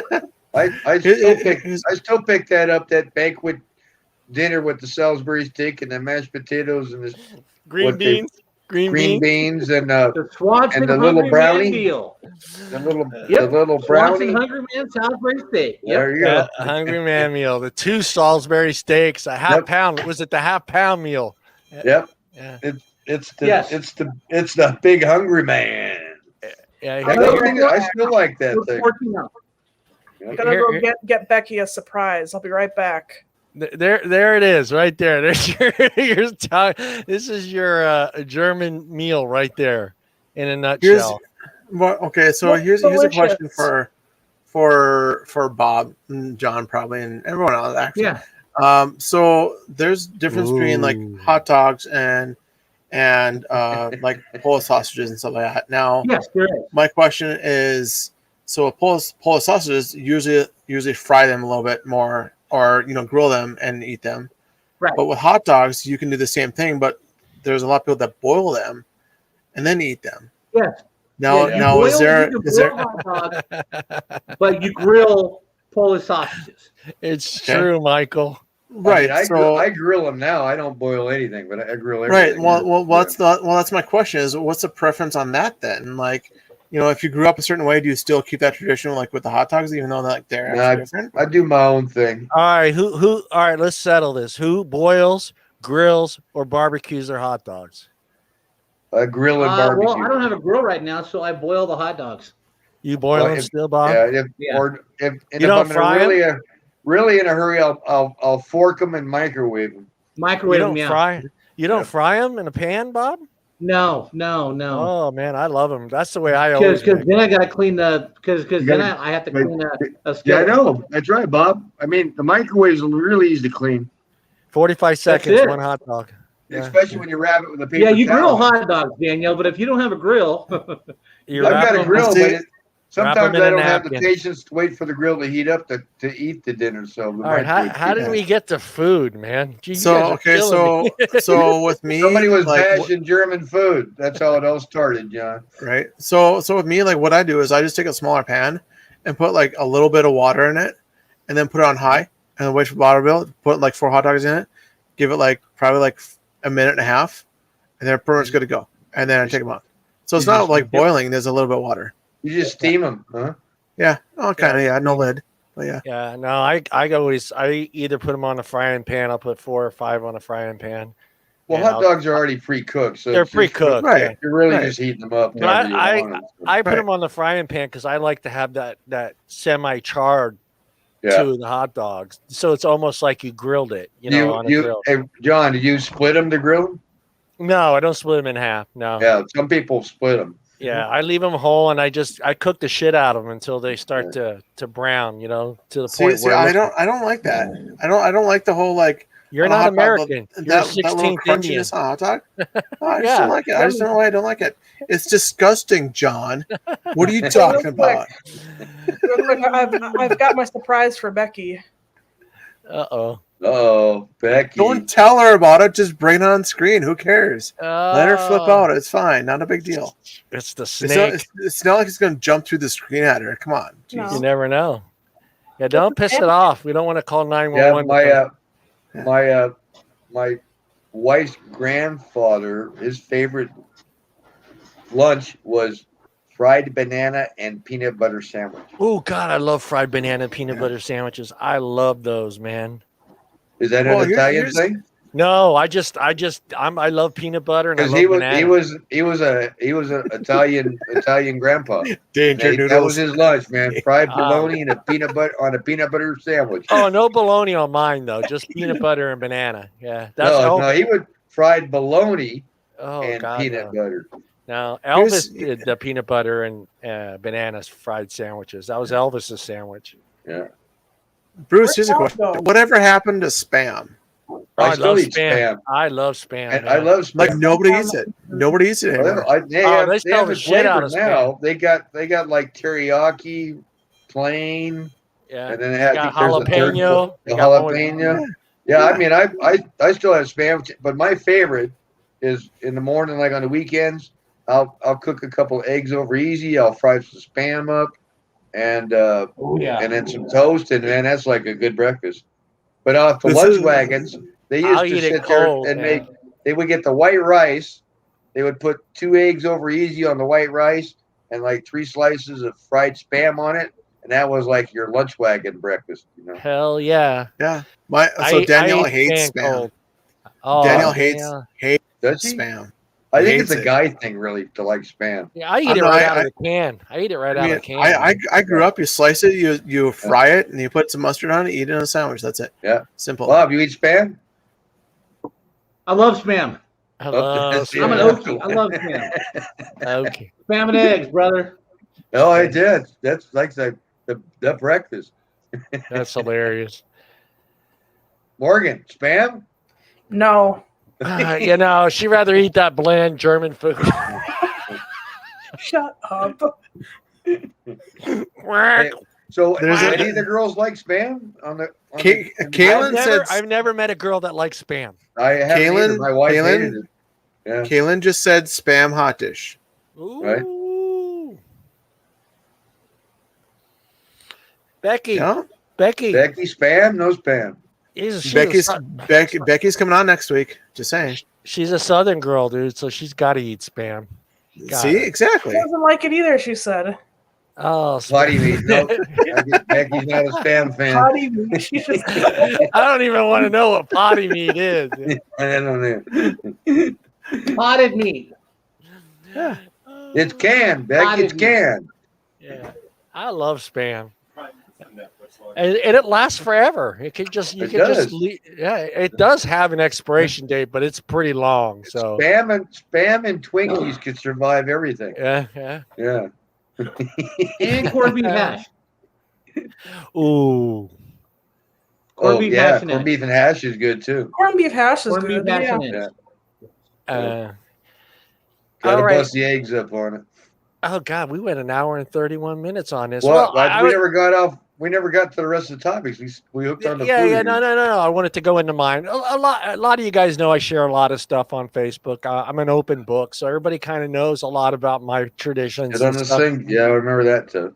So it's one of the oldest ones that I know of. Is something my mom has done for many years, and that's St. Joseph's Day. I think you've been to. Both of you guys have. I think Bob, have you been to one, Bruce? St. Joseph's Day. Years I think ago. so. We called it bread day, John. You guys called it bread day. I remember Bruce called it bread day. I go, don't say that in front of my mom, Bruce. It's St. Joseph's Day. It's bread day.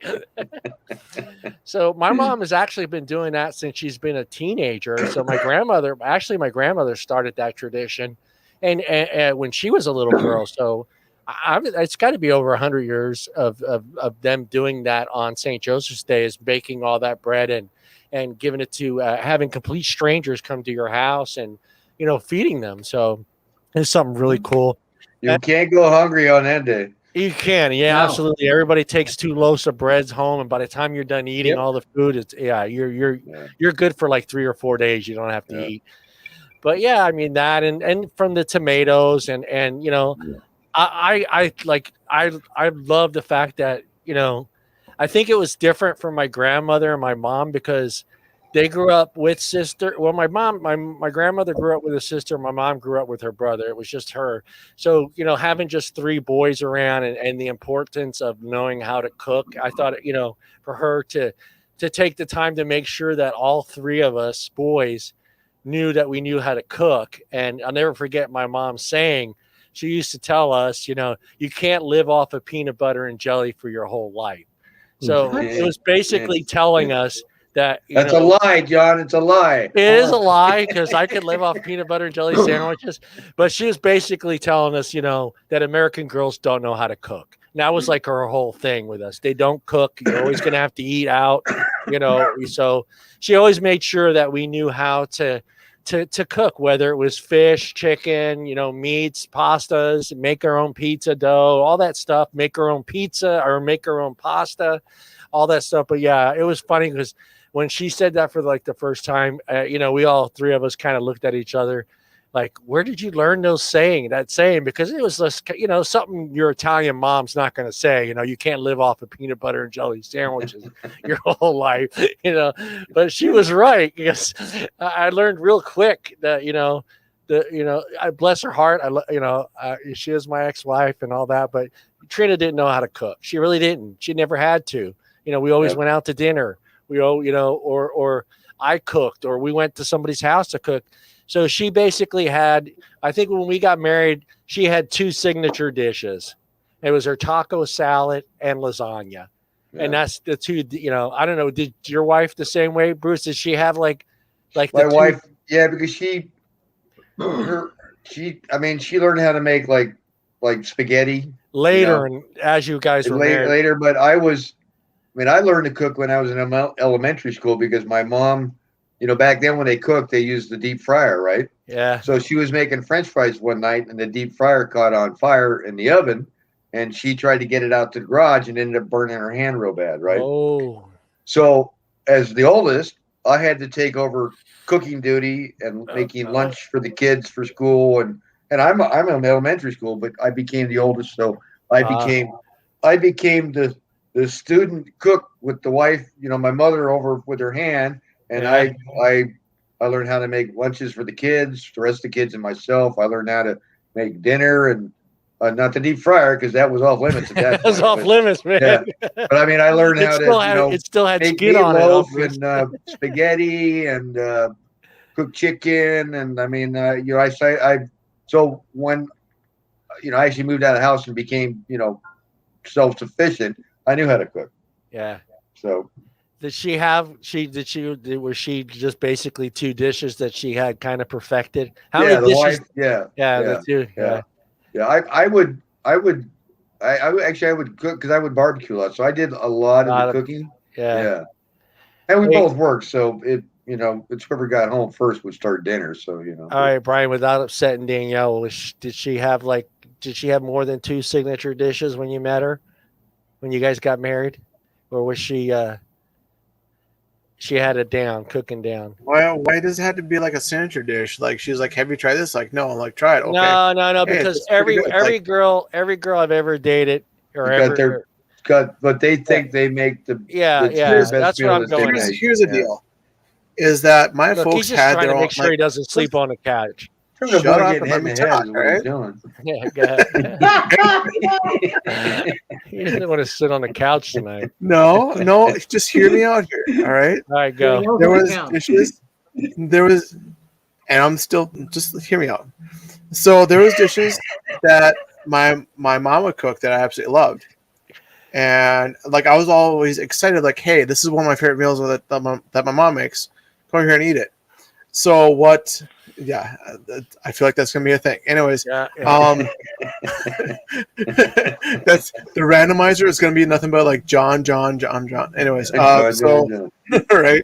So here's the thing: is that like now Danielle decided to it's more of like, hey, I know you really enjoy the dishes, and I still want to like have you enjoy these too, but I'm gonna make them slightly different, and so I still eat them. I'm like, these are really, really good too. So to me, it's not more of signature. It's more of she's making food, and it tastes good, and I'm gonna eat it. I bet you asked Danielle, and she has a signature dish. She will say yes. Yeah, absolutely. Yeah, absolutely. But for me, I'm not gonna pick one because like he doesn't want to never eat that one that he doesn't pick. No, just hear me out. We try different dishes when we started dating and all that stuff. She would make different things, and she would tell me and to tell her if I liked her or not, type thing. And so this way, like I know I'm not gonna make this for you because you weren't like it, or if there's something I can change to help you like it, then that. So that's what we did. So to me, like if she's like, hey, I'm gonna like make supper tonight, I'm like, cool. She's like, here's an option. I'm like, cool, just pick one.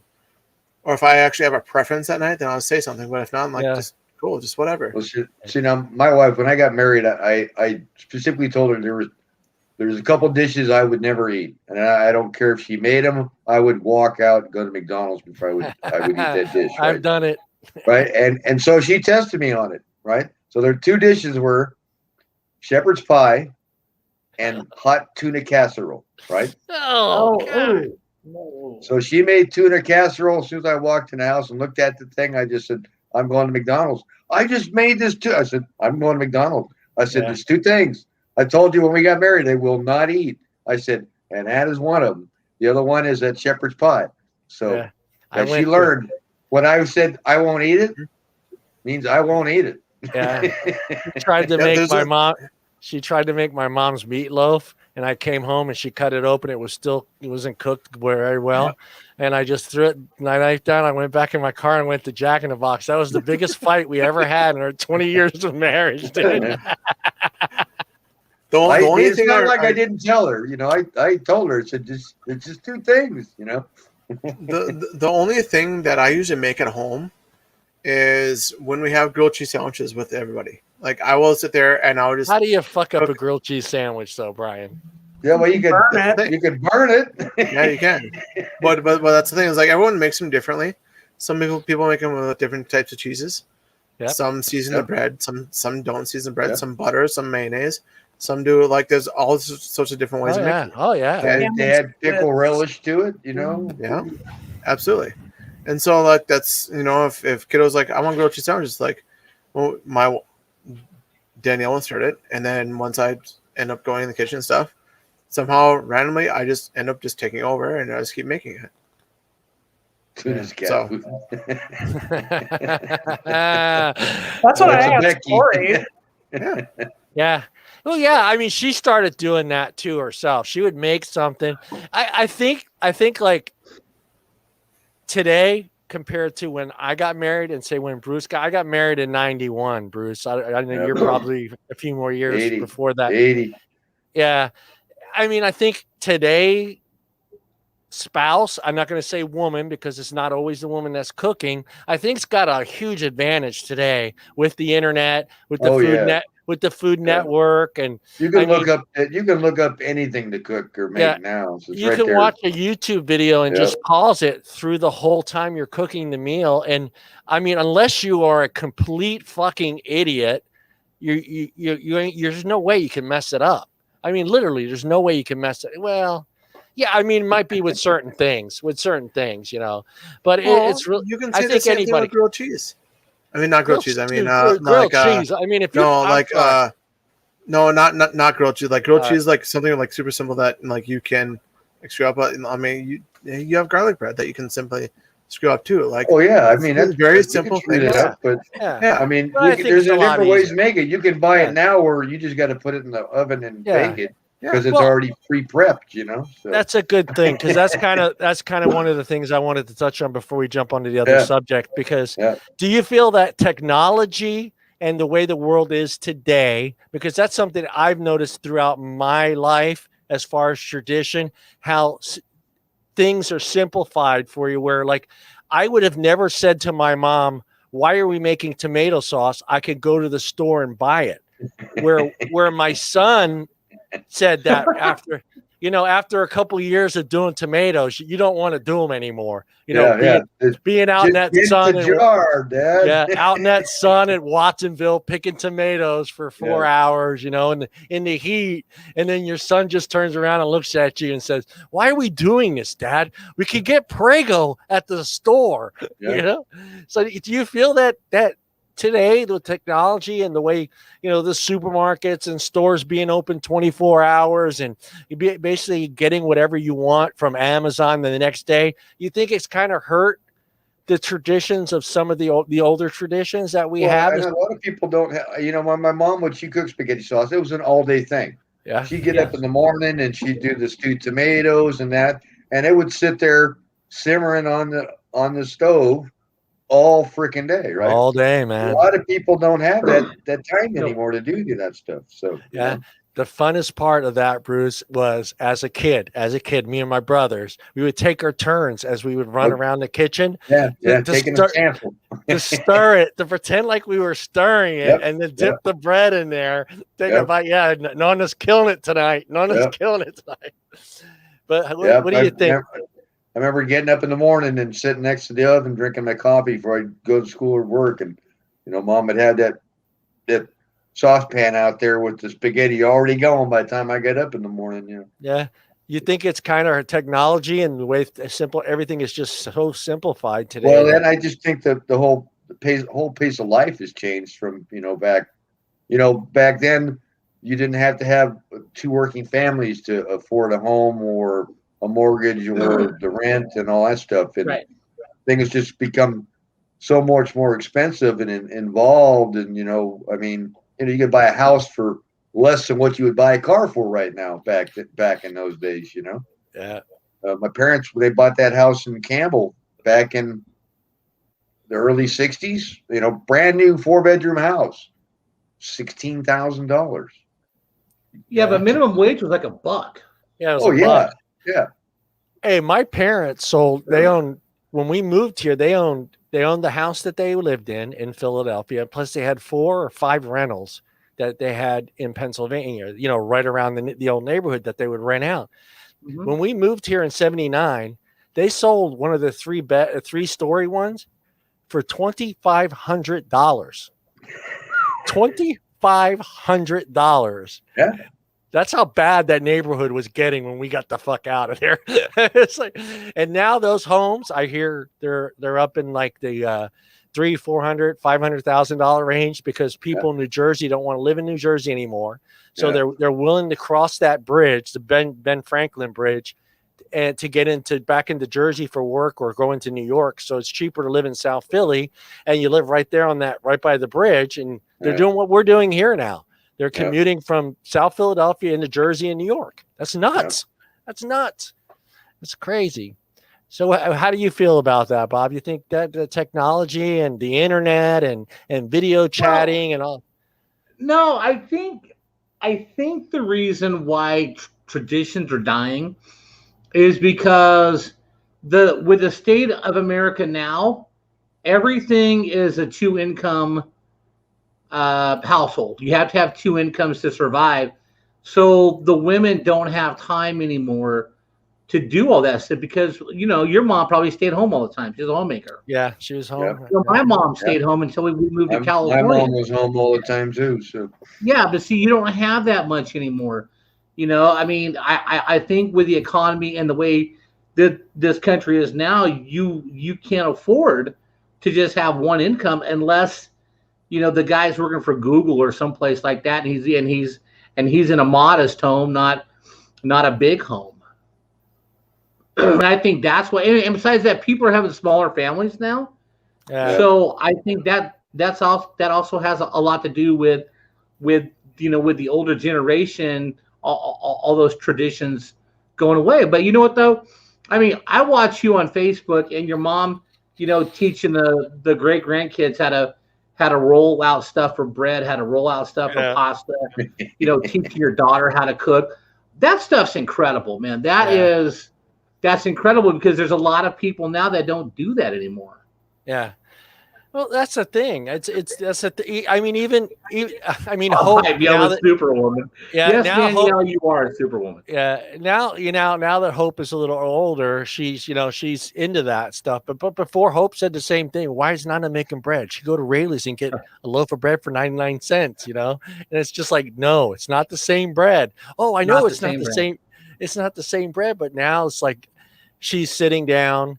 She's writing these recipes. She's helping my mom translate them from Italian to English, so Hope can write them down.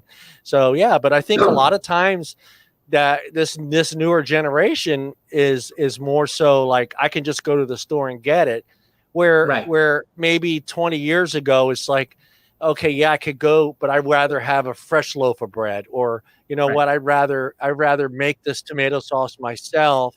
Even if it's just one, you're making it just that night. I know a lot of Italians, they don't jar sauce like we do for the whole year. They'll make it fresh every night. And that's a process alone. That's an all day thing, taking the tomatoes, smashing them, boiling them down. Yeah. My mom made spaghetti once a week and it was from scratch. It was from scratch. Yeah. Where these kids are just like, I could go down and get some Prego, or I get some ragu, or God forbid, go buy a can of fucking Chef Boyardee fucking raviolis and eat that. Well, I have a friend. She is in her mid-20s. She cooks Mexican food from scratch all the time. Yeah. She'll do her own salsas. She'll do her own enchilada sauce. But she buys fresh ingredients and she cooks everything on her own by hand. And she doesn't buy anything except for like the chicken and stuff. But she'll go buy that in bulk and stuff. But yeah, no, she'll make her own sauces. She'll she'll do her own peppers and things like that. Yeah. I need to smoke. Yeah, but you could, even back then, the stores had everything you needed. I mean, in the 80s, the supermarket in the 80s for me growing up. But, to me, like I said, I'm first generation American here. But to me, I would rather have my mom's sauce than anything ragu or. Right. I mean, I wasn't going to go. I might have done it a couple times in a pinch where I didn't want to go to my mom's house to pick up some jars of tomato sauce when we lived, a couple houses away or a couple blocks away, or I didn't want to go pick it. I would go to the store and buy some, and I regretted it. I regretted eating it. Right. That's why I never, ever order pasta if I go to a restaurant. I'm like, I can make that at home. Why would I order pasta at a restaurant? That's something I can make, Well, Let's gee, get into- John, what are you going to have tomorrow night? The thing is, though, that like everything has changed nowadays. And, like You the old- way people are, the way people are now, that homegrown, like making everything at home, like having things ready, like having that 3 hours to like do whatever you need to, is not there anymore. It's not going to come back. And there's a long, lengthy process of me talking about that whole situation. But all I'm going to say is that right now, things do work. But at the same time, when people buy more stuff at, say, grocery stores and all that stuff, what you're getting is you end up getting more preservatives in them and all that stuff too, right? Versus anything else, okay? So that's going to put a whole new spin on everything else, though, too, okay? Yeah. And those who kind of know what I'm talking about, I'm just going to leave it at that. But, I mean, with the workforce the way it is, time is a factor. That's all I'm going to say. Right. Yeah. I would say like without diving into everything. So, I don't want your wife to tell me to bite her. You know what I'm saying? Or called you old. Really good. I've been really good about not getting slapped tonight. If I venture into that, like I'm gonna have to be away from home for like a week and a half. So yeah, go ahead, Morgan. I mean, just like I would like to cook more, honestly, but at the same time, I mean, a big part of it, is time. I mean, and not to sound like not that I want to sound like I'm complaining, but like, I also work in like a restaurant too. So for me, I think sometimes the motivation to cook too kind of like diminishes a little bit because I'm around, like cooking. Like, for example, I don't know how my boss does it. I mean, she obviously loves to cook. She's at the restaurant all day cooking. She'll make stuff for the kids, for me. I mean, she basically treats me like I'm one of her kids, and she'll just make stuff, and she's like, "Here, have," like, I can't diet with her because she's like, "Here, have this donut. Here, have this Chinese donut. Here, have the," like, it's crazy. But then like she cooks all the time at home. Like, I wish I had that kind of like, motivation, because I feel like I would want to cook like all the time. I mean, there's tons of stuff that I always want to make. But I'm always like, I feel really tired. I don't feel like doing the whole, cleaning up, process of it. Like, but yeah, I mean, I'd say time is like one of those things where it just feels like there's never enough hours in the day to actually, spend the time to make stuff from scratch. Oh yeah, I went through it. I mean, I didn't get home when I worked in Livermore, or when I worked in San Leandro. I wasn't getting home till 8 o'clock at night. I didn't have time to cook anything. And then the last thing you want to do is cook stuff. Yeah, and when I worked at the other place, and we moved and we bought the house over here, first thing I noticed is I never saw my neighbors. And then I started talking to them. The ones that were around during the weekends. Yeah. They all worked in the Bay Area, so none of us were getting home until 7, 8 o'clock at night. And then those people that lived in the Bay Area, which I never understood, went to the Bay Area on the weekends because their friends were there, because their friends are there. And I was just like, dude, why? What are you doing? It's insane. All right, let's jump into the next topic real quick here. And the next topic is which. Do you guys want to touch on that? Let's touch on this one. Let's get the guys going on this one. Oh boy. Why are guys afraid to ask for help when they're lost? Bob right away is like, I know it. Just hold up. Okay. I was a truck driver. I was an over-road salesman. I know every back road in California. I know deer hunting trails that'll get me from Lake Tahoe to Sonora Pass. Rule number 1, Bob doesn't get lost. Rule number 2, if Bob gets lost, he rolled number 1. But no, seriously, if I get lost, I will pull over to a store and I will ask. Or if I don't know where I'm going, if I'm at a store taking an order and I'm not sure where the next store is, I will ask how to get there.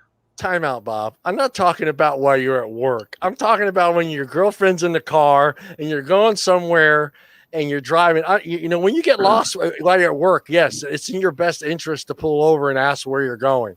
Here's the deal, John. Here's the deal, okay? If me and my girlfriend are going someplace, if I don't know where I'm going, I have already looked up and tracked where I'm supposed to be before I pick her up. Right. We live in a different era compared to Brian and Morgan because we had to visit. I lived in the old days. I broke out a map. Yeah. Before you start pointing fingers this way, all right, with what Bob's saying, I know exactly how he's going to. He doesn't ask for directions. The way he says is, "What's the easiest way to get to this point?" Okay, yes, I do. I do. Yeah. You won't say you're lost. You won't say I don't know where I'm going. You will say what's the easiest way to get here because you'll get your goddamn answer that way. All right. So that's how it works. Brian, this is a true story. Okay. 2016, my dad and I are back in the Midwest. We're on vacation. We're on the outskirts of Branson. I don't know how to get back to Highway 65. Okay. So we stop in a mini mart because Dad's got to go to the bathroom. I get a couple bottles of water. I walk up to the counter, and there's this old gentleman at the counter, okay? And I said, "Excuse me, sir, I'm looking for some direction." And I swear to God, this old dude says, "Son, the only direction is Jesus." Jesus. And I said, "Great, sir." So if me and Jesus were in my car, and we turned right. He goes, "Well, you don't want to turn right, son, because that'll take you down to Galena, Missouri. What you want to do is you and Jesus at the next light want to turn left, and that'll get you back to Highway 65. Okay, sir, thank you very much." Jesus, take the wheel, baby. Well, so Bob, that is a true story.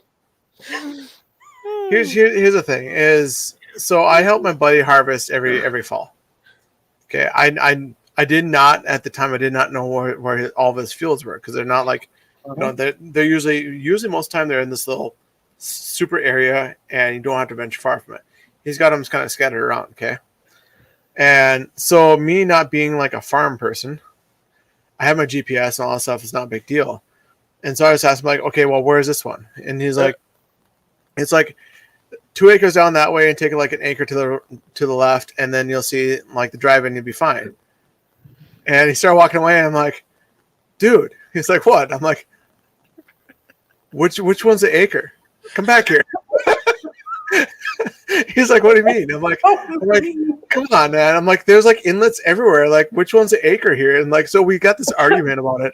It was funny because like the way I grew up, like I understand, how people like give directions and what exact actual roads they actually are. And for me, it's like, okay, well, is it the road up one or like a mile up or whatever? Because there's usually a mile up and then a mile up and a mile up. That's usually how the roads are, type thing. And so I never got lost because of the fact that the way North Dakota is flat. So if I got lost, I could just see the dirt trails. I'm like, I know where they are. I'm just gonna go that way somehow and meet up with them. So I finally got it all figured out. It's not a big deal, but I mean, it's just interesting how people say different things for directions wise. Is kind of my point. Oh, go ahead. All right, Bob, hold on. Well, I was gonna say, when I worked in the office, and the young sales guys or the young merchandisers would call me, "Hey, how do I get to this store?" So I would tell them, go up Highway 70. You're gonna turn right on Oroville Dam Boulevard. You're gonna go up to the McDonald's. Once you get to the McDonald's, turn right. Landmarks. Go down to the Burger King, turn left. It'll be the third store that you see on your right-hand side.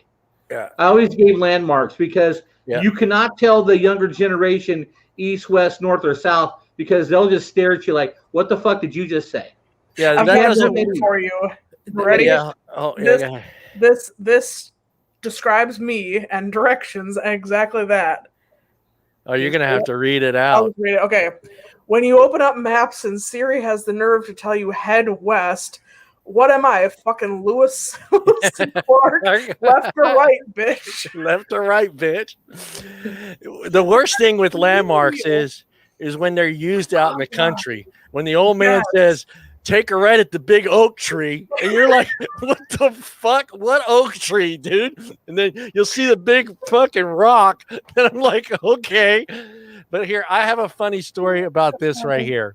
And I used to print my first ever trucking job, Clausing Trucking, and the guy, great dispatcher, great guy. We would have 3 stops every night, and he would print out your stop from your next stop. So you would have your first stop, and then your next map would be from your first stop to your second stop. Then the next one's your third to the fourth. Well, my first stop, I grabbed the map and I got it in my hand. So I drive to what is the name of that town just outside of Fresno? It's a certain tea plant where they build the insulation. They make the insulation. So I head there, pick up my insulation. So I grab my map, I look at it, and I follow the direction to this map. Get to my stop. I am at SeaWorld in Redwood City.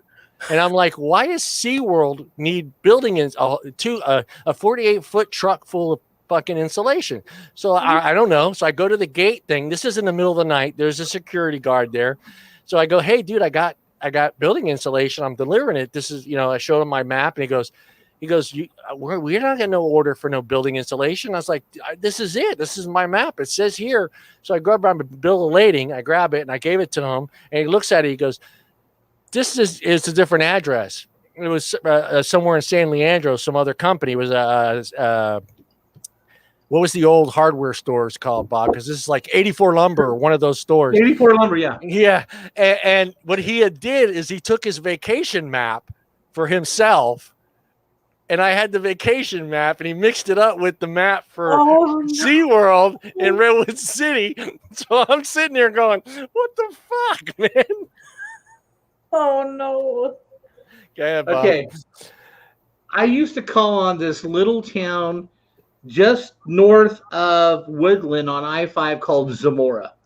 They did a lot of tomatoes in Missouri, but in Zamora.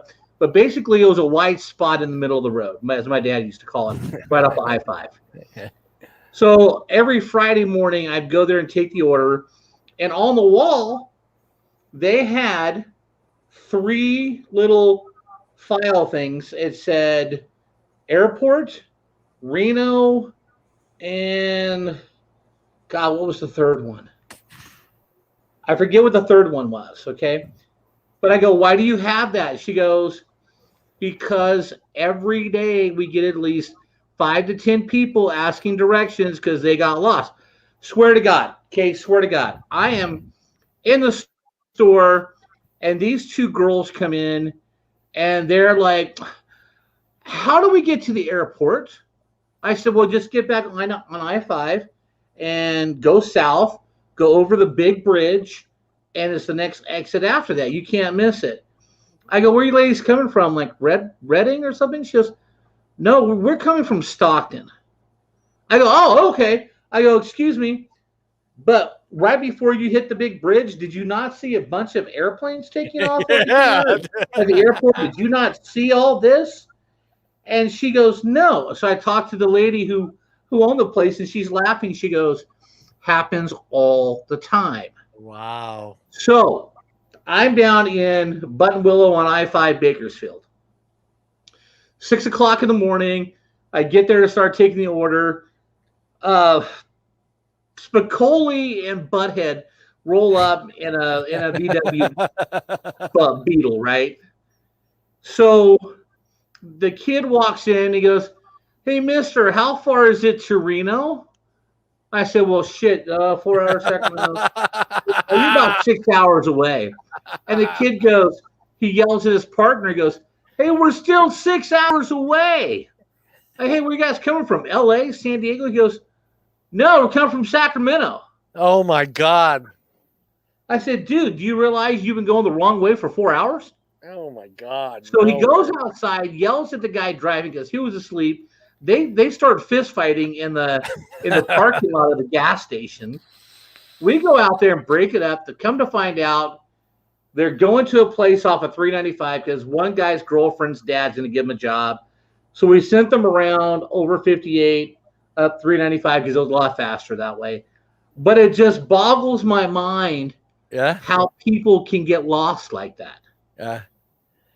Well, you have no reason today to get lost. I mean, everybody has a cell phone. Everybody uses GPS, and I still don't understand the people that question the GPS. Wait. Go ahead. Save yourself. Can I go first? Or yeah, go ahead. Go ahead. Okay. Go ahead, Morgan.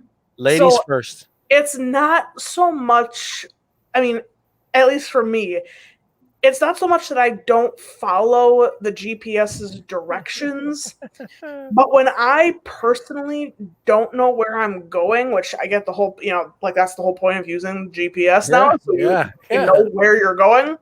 But if I'm in like an unfamiliar place, and I'm sorry, but sometimes Siri and them, like, they tell you things at the last freaking minute, and so I feel like I'm white knuckling the steering wheel if I don't know where I'm going, and then they all of a sudden say turn right. It's like you gotta like do it in like a split second and turn right, and it's just it drives me crazy. I don't like it. It gives me so much anxiety because I'm like, I don't know if I'm gonna have to quick change lanes or do this or do because the directions don't let you know like a good amount like ahead of time. Like, okay, or like they won't say, okay, like at this light turn. So like I'm trying to look and see, okay, what street is that? Am I coming up on that? Like what? Too much. And so then I sometimes end up missing it because I'm like, yeah, well, you could change the settings on your app to give you more of a heads up. You can? I think so. Okay. Shows you how much, I actually go into these things. I am old school. My father would get his big atlas out and look at everything before he left on a trip. Oh, time out, Bob. I'm the same way. Time out, Bob. I know Morgan heard the same thing I heard. I know what an atlas is. No, but I thought you said my dad would get his dick out, and I was like, "Whoa, Bob, I didn't hear that. I'll replay it later, and you'll hear it." Yeah. Whoa, I did not hear him say that. I heard him say atlas. All right, go ahead, Bob. Well, no, I mean, I will get my atlas out, or if I need to be somewhere the next day before I start my trip, I have already looked at where the address is I'm going. Yeah. If I'm not familiar with it, I look at the exit number I take. I will count how many right-hand turns I've got to pass before I have to make a right-hand turn. I'll be like, okay, it's the fifth right. 1, 2, 3, 4, 5. I'm not a big GPS guy because I don't need a GPS. But Bob, you're one of those guys. One thing that I've noticed with you have a very photogenic memory. So a lot of people don't have that. So we do. I can understand what Morgan is saying. I do sometimes get a little anxious, like if I am really truly going into an area where I have never been. Especially I'm pretty good. Milwaukee. Yeah, I'm looking at that GPS, waiting for it to tell me to turn right. But I kind of taught my eyes to look at a certain part of the screen. So what I do is I don't look for the next. I don't wait for it to say right turn. I'm looking at the bottom at the next street I need to turn. So I'm looking at that name. So when I'm looking out in front of my windshield, I'm also looking for that name. So I'm not waiting for it to say turn right on Tully Road. I know Tully is the next street I need to turn on. So I'm looking at that though. It's so weird. Like, well, switch. Start using Google app. Don't use the Apple one. Okay, screw Siri. Fuck Siri, because she's just giving me anxiety over here. Yeah. And especially if I'm in like Milwaukee or any of the suburbs of Milwaukee where it's pretty sketch out there. I'm over here like I don't want to get lost because it's scary as hell over there.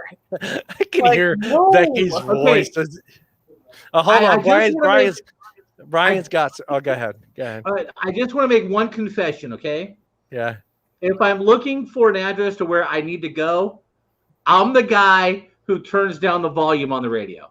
I'm not gonna lie. Yeah, we all do that, Bob. We can't help it. Go ahead, Brian.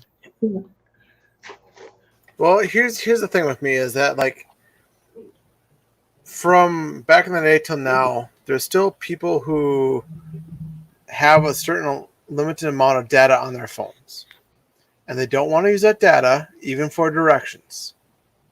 It is what it is, okay?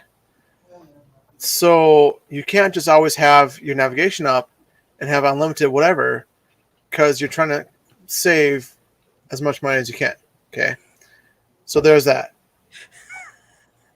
And you have Siri, and she is horrible at maps. Anyways, who's still stuck on a data plan?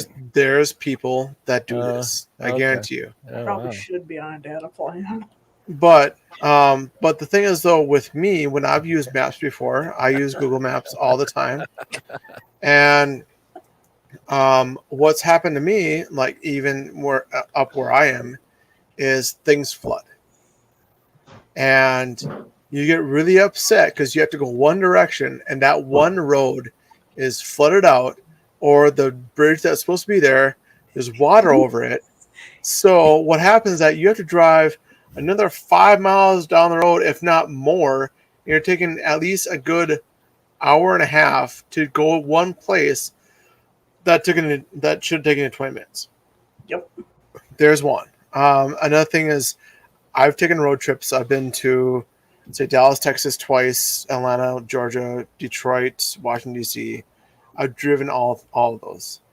And so with me, it was more of, I knew that, okay, I have to turn at this town. I'll just shut it off. And I'll just keep driving because I just know the name of the town and just enjoy the drive versus looking down everywhere. And I, would enjoy it that way. However, if you listen, I didn't get almost killed in Detroit. Just saying, was not my fault. Anyways, so you almost killed her in Detroit, Brian. No, I didn't kill her. Did you run into the Terminator? Did you run into the Terminator? So the way the map is in Detroit. There's two roads that go up like this, and then there's a middle like driving lane that goes underneath like an underpass, and that's its own like road. But our GPS told us to go that way in opposite traffic. That was a thing apparently. It's weird. I'm like, no, this is wrong. Yeah, but what Bob was saying earlier when he was saying like take five rights to go this way, I'm the type of person, logical person, like, wait, 5 rights? I should just be able to take 1 right and be fine. You know what I mean? No, like, take the 5th right. That's what I meant. I know. Oh, I know. I'm aware, but it's when you tell people stuff like that, how you word it. For me, it's whenever I give directions, I actually do use landmarks more often, just because people do relate to that. And what I'll say is, if you see this, you've gone too far. Call me when you hit there, type thing. For me, it's I've learned in this town, I actually know the roads really, really well. I've gotten to know some other roads well, but if I'm out in a different city, I'll actually just load up my GPS all the time and just kind of navigate as I go. Like, okay, well, is this actually right or not? So, yeah, everyone's different. I mean, I don't like to ask for directions, and I actually refuse to. But I was saying earlier, listen, before you jump on my back, hear me out. Okay? The reason why I don't usually ask for directions is because sometimes in cities that you're not a part of, or you're not like you're like an outsider of, people like to screw with you. And that's not fun either. So you do have to figure out how to word it so you don't get screwed, because they put you off on a whole different timeline than you should be. Yeah. That is actually a thing, Morgan. Hey, Brian? And it sucks. Yeah, always that could ask be for thing, directions. but it depends on who Always you ask for go, directions. though. Yeah, you got to pick the person you're going to ask too. I'm not asking a teenager, but I usually try to find someone in the convenience store. I'll usually, if I stop, it's usually in a convenience store. I'll go inside, I'll purchase something, so I'm not just in there asking for directions. Now let me go to Bruce, because Bruce has been gone. That's got to be the biggest cigar you ever smoked in your life. I had 2 and a cup of coffee. All right, Bruce, when you were married, you live in that era where we didn't have the old GPS telling us to turn fucking right and turn left. Did you have those arguments with the old lady in the car when you got lost? I never got lost because I knew exactly where I was. And you never admit that you didn't know where you were. Oh, God. But I mean, with her, I had to give her landmarks because she could not do north, south, east, or west. Oh, wow. Right? I'd sit there and go, we're going to go to the Bear. I said, well, just make sure you go eastbound on Highway 92, right? Well, which way is east? I said, okay. All right, let's, and I try to explain the north and south. I said, San Francisco, San Mateo, the hills, San Jose, the landmarks, Right or left, baby, right or left. Right, right or left. Clark, okay. Right or left. Well, right and left was kind of iffy sometimes because, I go, the ring's a clue. That's on your left hand. Well, with Bruce, when I used to take road trips to different lakes and stuff with my folks, they would tell him go east, west, all that stuff, and he'd just walk out, and I kind of fall behind him. I'm like, how do you know which way is east, west? Because I was, I didn't know. Yeah. He goes, just look up. I'm like, what are you talking about? He goes, just look up. It's easy.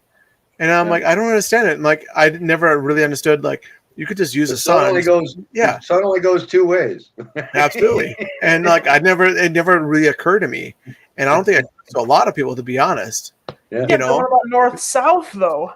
Well, if you know where east and west, it only goes 2 ways. North and south. But like if you're, if you're what? Hey, remember, I'm not Lewis and Clark. No. Okay, Morgan, ask your question. Hey, Morgan, how blonde are you?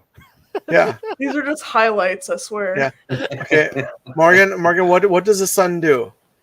Where does it rise from? Don't do this to me. It rises Simple in question. the east and sets in the west. That's in the west. Yeah. Yep. All right.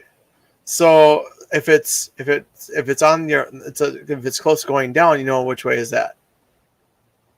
If what? I'm sorry. If it's close to being, if it's sunset, where is it going to be? In the west. Okay. Right. So from there, you can calculate which way is east, right? Well, yeah. Okay. All right. So, so now from there, you can calculate which way is north, right? Right hand. Right. Have you ever heard the whole thing, never eat shredded wheat? Yep. Yes, I know that. I mean, if I'm like looking at, but it's like if I'm just like, let's say I'm just driving somewhere and I don't know where I am. Like, yeah, you can do the east-west thing. I got that part. But how do you get north and south? Well, here's another clue on the highway system in the U.S. Brian, just make some dumb door code. I'm not going to say anything. So Morgan, I'm asking a question. There is a clue. There's a clue in the whole highway system in the U.S. Explain it to her. I don't always tell her how the whole clue system works in the highways in the United States. Odd numbers and even numbers. Odd numbers, even numbers. Right? Yeah, see, sad thing is that like it's the interstate highway. Yeah. Huh? Never knew that. Interstate. You never knew about the odd and even numbers on the interstates? Yeah. No one ever told me that. Interstates, the odd numbers go north south, and the even go east west. East west. Mm-hmm. Oh. Big clue. It's usually some towns. Some Dun, towns dun, actually dun. have avenues run east and west, and streets go north and south. Yep. And then some towns, the avenues go north and south, and the other ones go east and west. Yeah, it depends on the town. So that's the thing too. But the interstates are the same. Absolutely, yeah. So I'm going to go back to how do you figure out north and south, Morgan? We didn't figure this out. Your goddamn point. She's gonna bring the snake over to your house. Yeah, That's fine. I'm okay with I'll snakes. bring all 5 of them. I'm okay. I don't know hey, why you're getting defensive. Hey, Becky, my kids are related to George Washington. My birthday is the same day as George Washington. Yeah, they're distant cousins to my ex-wife's side of the family. So my son Frankie in Becky 5th must grade God damn. made a bet with his 5th grade buddies and his teacher that he was related to George Washington. Well, they looked at his last name and they started laughing. So when Frankie brought on the proof, because Trina's great grandfather had all that paperwork, all documents and everything. It showed where their family came from and who they were related to. They were related to George Washington. So Frankie brought that in, and he got in trouble because he got in trouble with us because he bet everybody $5 that he was related to George Washington. Danielle, what animal doesn't he like? And I like everything. Dakota. I like everything. So have you ever like talked to somebody and like they're more of we'll just put it this way. If somebody like comes up to somebody else and tries to like pull a knife on them and they say, "What are you going to do? Stab me?" And then he gets stabbed. That's me with all pets. Like everything. I'm like, it's not going to like, oh, it's a pet. Cool. You get bit by everything, Brian? Sure. Yeah. My cats bite me. My dog bites me. Your privates are south, so I follow that. That's a good theory right there. Yeah. Excuse me, I had to burp. Last topic, guys. Kind of a cool one. I looked it up. I was just wondering, since the population is now on the women's side, I think we're a minority now, John. We are the minority. They run the world. The women run the world. And it was a question was, which gender is using technology more? Which one do you think is using technology more today than ever? Let's say female. Can I preface this question a tad? No, Brian. Shut up and sit down and be quiet. Yeah, shush. It is still men. Oh. For some reason, even this study was kind of weird because I started doing the research on it. They started doing this study 20 years ago, and they had to redo the study because they figured that women have caught up to men as far as technology and what, because you think about it, most of the guys 20 years ago, most of the things that were technology wise as far as back then 20 or 25 years ago is probably bank jobs, accountants. There wasn't a lot of people that were using computers, say 25. Well, and a lot of it became work stuff that you had to use for work, so you had to keep up on the technology. So yeah. So they redid the study, and it's still men dominate the technology sector as far as jobs and also the use of technology. We're more we're more likely whatever. Men, I'm not trying to make this about men. I'm just saying men are more likely to pick something up and try to learn it than say a woman. A woman, if she's going to say, I don't need that. It doesn't seem like it's going to benefit me in any way. Where a man will try to figure out how this is going to benefit them, how it's going to make life easier for them. So, I mean, it's kind of a cool little study. If you guys want the links, I'll look them up. But it was a study that started like 25 years ago because the way technology was advancing, they were trying to keep track of how men and women were using the technology. And I think it all starts with us with the remote control, guys, right? It starts with the remote control. We get our own homes. We own that remote. We don't let anybody touch it. Well, most of the time, it's not even one remote. It's a combination of remotes. It's a combination. I hated those. I hated the combination remote. I had my buddy, and this is, I don't know how long ago this was, but he came over one day. We were watching TV, and he had one of those new smartwatches. This is before the Apple Watch, and it had infrared in it. And he could change my TV channel with his watch. So while we were sitting there, he programmed his watch, the infrared, to pick up my TV and the code. So I was changing the channel. The TV kept changing, and I'm sitting there going, "What the fuck is going on here?" I mean, I'm getting like fucking belligerent, angry. I mean, I'm ready to fucking just unplug the TV. I thought there was it was being possessed, and he's just sitting there laughing his ass off. And he finally told me, and I wanted to kill him. I go, "Dude, I was this close to losing it, man. I was like watching a game, and all of a sudden, boom, it changed." I was like, "What the fuck is going on here, man?" So, John, with that story, the Samsung phones were known to have an IR inside of them. Okay, the old Samsungs, yeah. They all had them, so you could all have any universal remote for anything.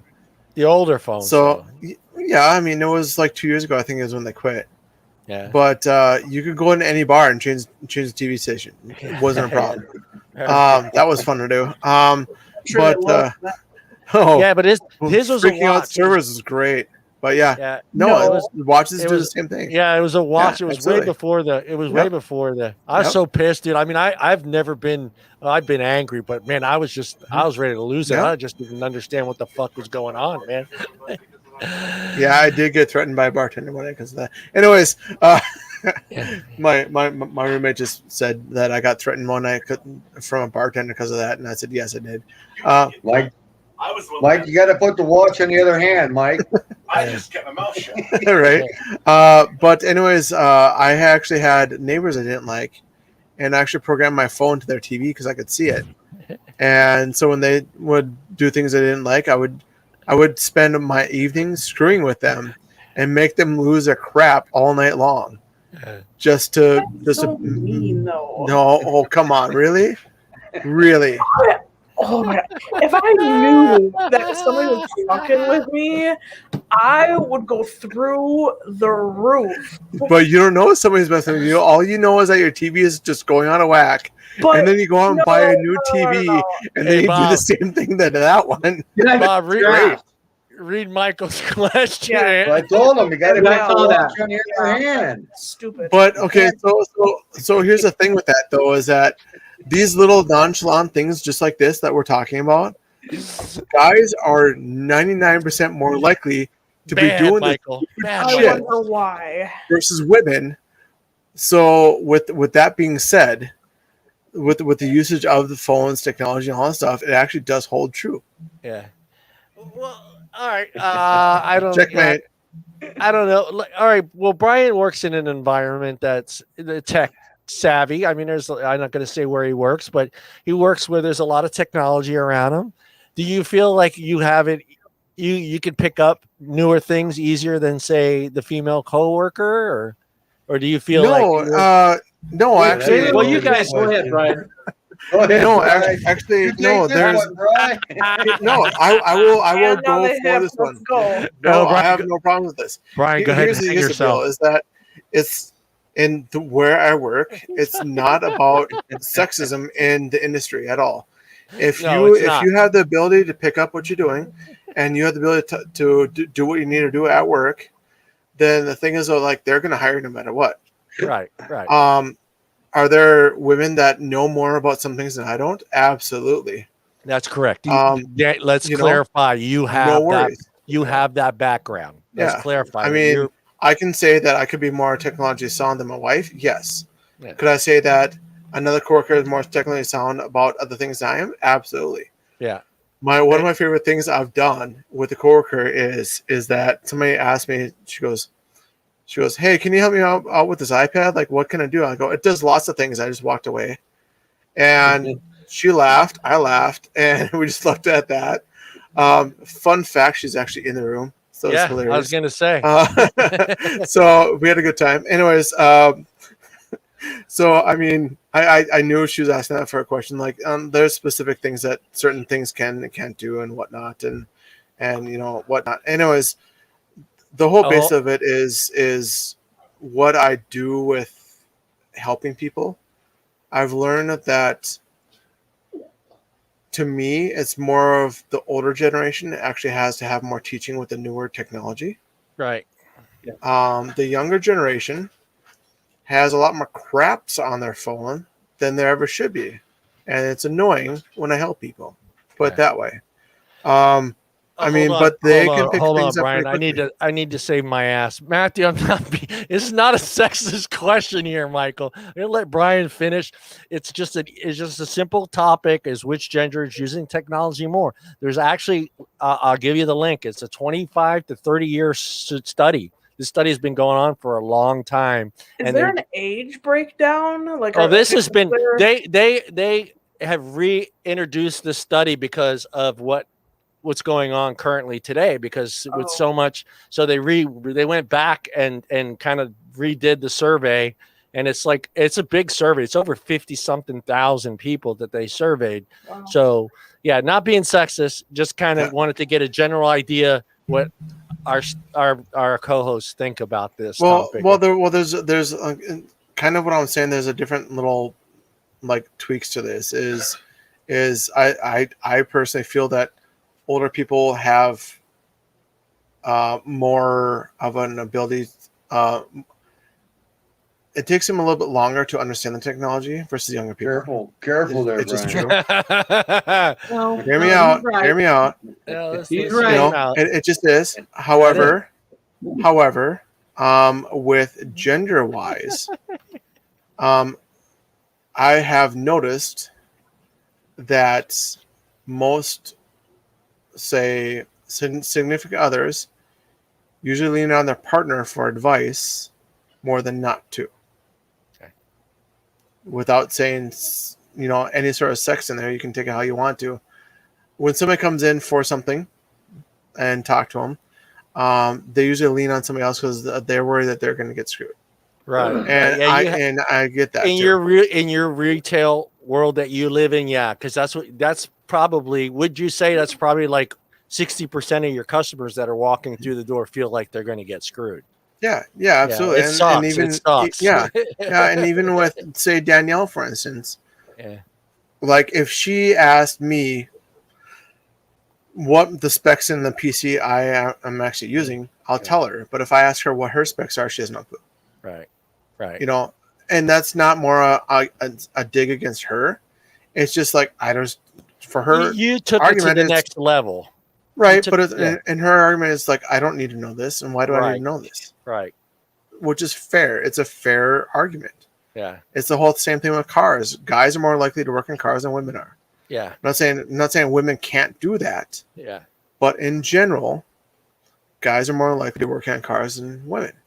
Okay, how many women in our group know how to actually physically change a tire on a car? I taught my daughter, but she won't do it.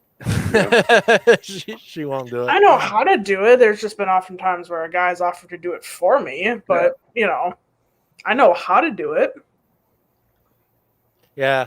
I mean, I don't know. I've never really worked in an environment where like I had to, I take that back. I've worked where I had to learn to use a system to dispatch 50 trucks, 100 trucks. And I don't know if it's something I picked it up pretty quickly, but I don't know if I seen any women that picked it up like wanted to do that type of work or understand how it all worked. I mean, that's where I got with this. And, I don't know. I mean, what do you think, Morgan? I mean, are you more likely to pick up the average software or somebody? Would you consider software technology, Brian? You would, right? Yes. You got to figure out how to make it work. Yeah. I mean, that's a good assumption, John. I mean, especially with software. I mean, Apple's got the same software for the last 15 years. Yeah. Everyone knows how to work it, and they don't change it because they know, like, hey, everyone knows how to use this. Why change it? Yeah. So, I mean, that's why iPhones are not like great. So, but anyways, with phone wise and software wise, exactly. Yeah, you know what I was talking about. Yeah, look at that. See, look at that.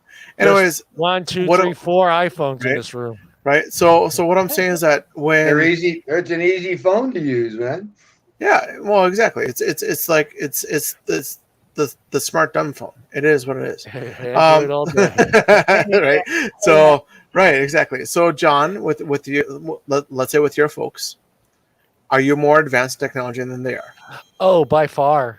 Okay. But they learn quickly, which is surprising. Right.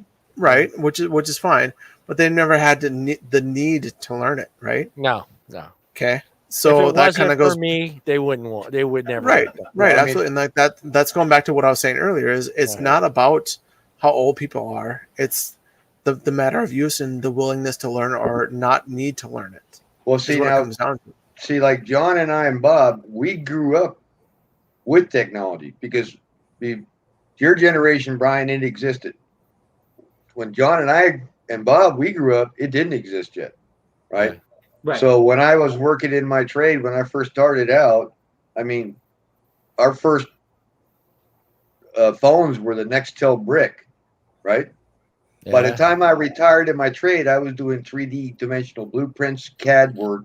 All our work was on computer systems, iPads, tablets, laptops, the whole kit and caboodle. But when I first got in the trade, right, we had a brick for a cell phone. I had pagers that you would hear the voice on, or you would get a number. I mean, we grew up. We didn't even have color TV. We grew up when technology started. You guys don't even know what half the crap was that we used when it first started, man. Most of the stuff I grew up on, I started on the older brick Motorola phones, like the ones that took 10 hours of charge. You could only use it for a half hour. Like I know, I'm aware of this. That was when I was little. I mean, the first cell phone was a backpack. Yeah, that you slung over your shoulder that had 20-minute charge time. Right. The big phone. The big phone that was kept in the car. I was a teenager when I realized how powerful technology was, and I've never felt more sorry for a guy in my entire life. But I worked at a die cutting company, and what they used to do is used to make these. They were on flat plywood, and they used to put metal blades in these, and they would cut the car. It would send it to these machines that would cut the cardboard shapes of the box out. It was a flat piece of wood. CNC. And it had blades in it, the shape of the box. So they would put it in these presses, and cardboard would flow on top of it, and then press down and would cut the box out. Well, the company that I worked for, it was a summer job. I was, learning to work and stuff like that. And the owner of the company bought a laser machine to cut the plywood, the holes where the blades were going to go in the plywood. Before, it used to be done with a guy with a jigsaw. The guy with the jigsaw would cut that line out that was drawn on the plywood, and then the other guy would pound the piece of metal, that blade in there. Well, that guy got fired because this guy bought a machine that laser cut. He would take the piece of wood, set it down on this flat piece of metal, and this laser would cut all the grooves out on this plywood. And that guy was out of a job. And that was the first time in my life that I realized, holy shit, this guy just lost his job, something he's been doing his whole life, because this machine just took it from him, and it was pretty sad to see that guy pack his stuff up and leave. He saw the machine work once, went straight to his locker and start packing his stuff. He knew he was gone. There was no need for him. Go ahead, Bob.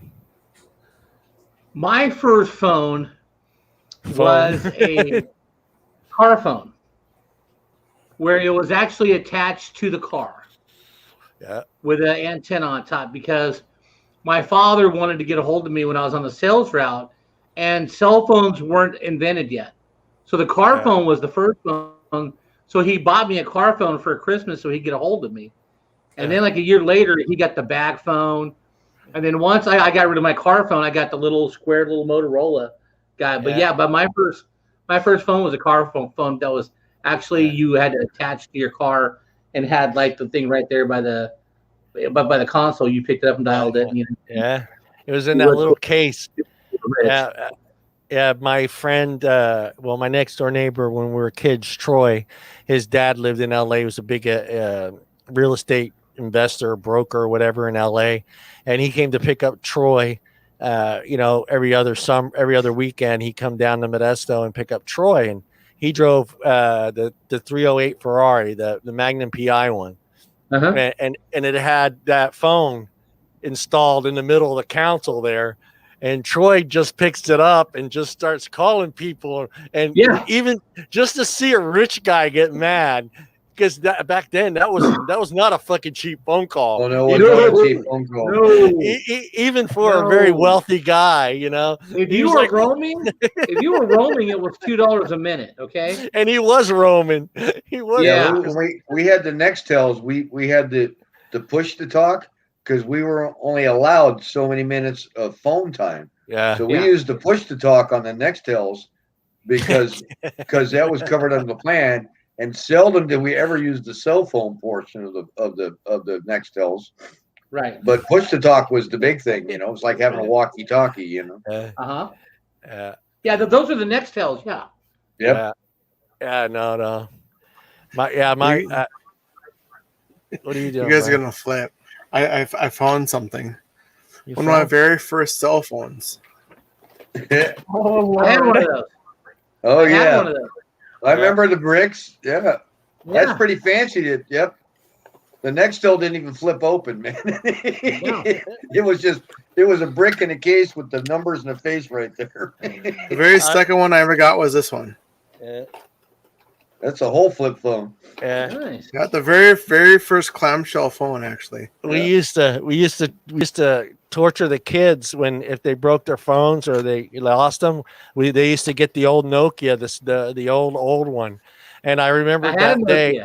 Yeah, I remember that day. That guy at AT&T told me, he goes, "I'm sorry, sir, you can't use that on our network anymore." And I'm like, I can't torture the kids with that phone anymore, man. Here you go, Brian. The original iPhone. I had Still have it. Mine's older than that. Yeah, no, that's the very first iPhone. That's the very first iPhone. That's before? Yeah. I think it was the Apple. I don't think it was 4. What did they call it 4? It was just straight iPhone, right? Straight iPhone, yeah. Yeah, it's the first iPhone. Mm-hmm. The very, very first iPhone. It was called. Yeah, it was just called. Hold on. Yeah, iPhone. Here.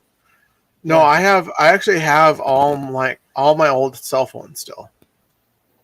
And the last 10 years, I didn't keep those because I traded them all in. But I actually use those. I actually have one of those actual razors at home still. It's actually over there. I actually went into my old razor and actually modified the files and changed my whole menu system. Right. I was able to plug in the PC and you can actually mess with the whole entire BIOS to change that to how you want it. Are you saying that Brian still has his old toothbrush? What are you saying? No, I don't. But no, sidekicks were not for the win. No, not unless it was an electric toothbrush, Becky.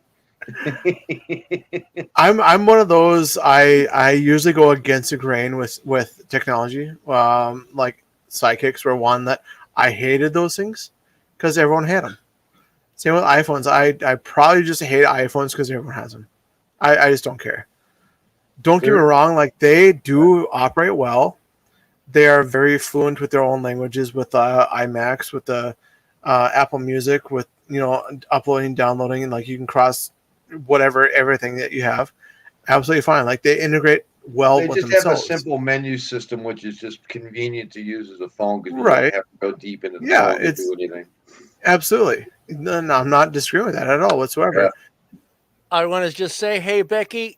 Thank you, Becky. That's awesome. Becky actually posted a poll on the page. Thank you, Becky. First one, I think. Becky. Yeah, she posted a poll on there. Favorite traditions you have with your family and friends based on tonight's show. Thank you, Becky. That's awesome. I want everybody to post on there. I feel like I am the only one posting on there, but you guys. I posted a meme. You did? Yeah, classic meme, and that one I actually saved that meme for somebody when they piss me off. I'm gonna send them that meme. You should post that Lewis and Clark one too. Yeah. Oh yeah, that was pretty good. I'm gonna go ahead and jump into those. We'll go through some of those before we end the show. Let me take that off of there. Can you guys see that good, or should I go higher? There you go.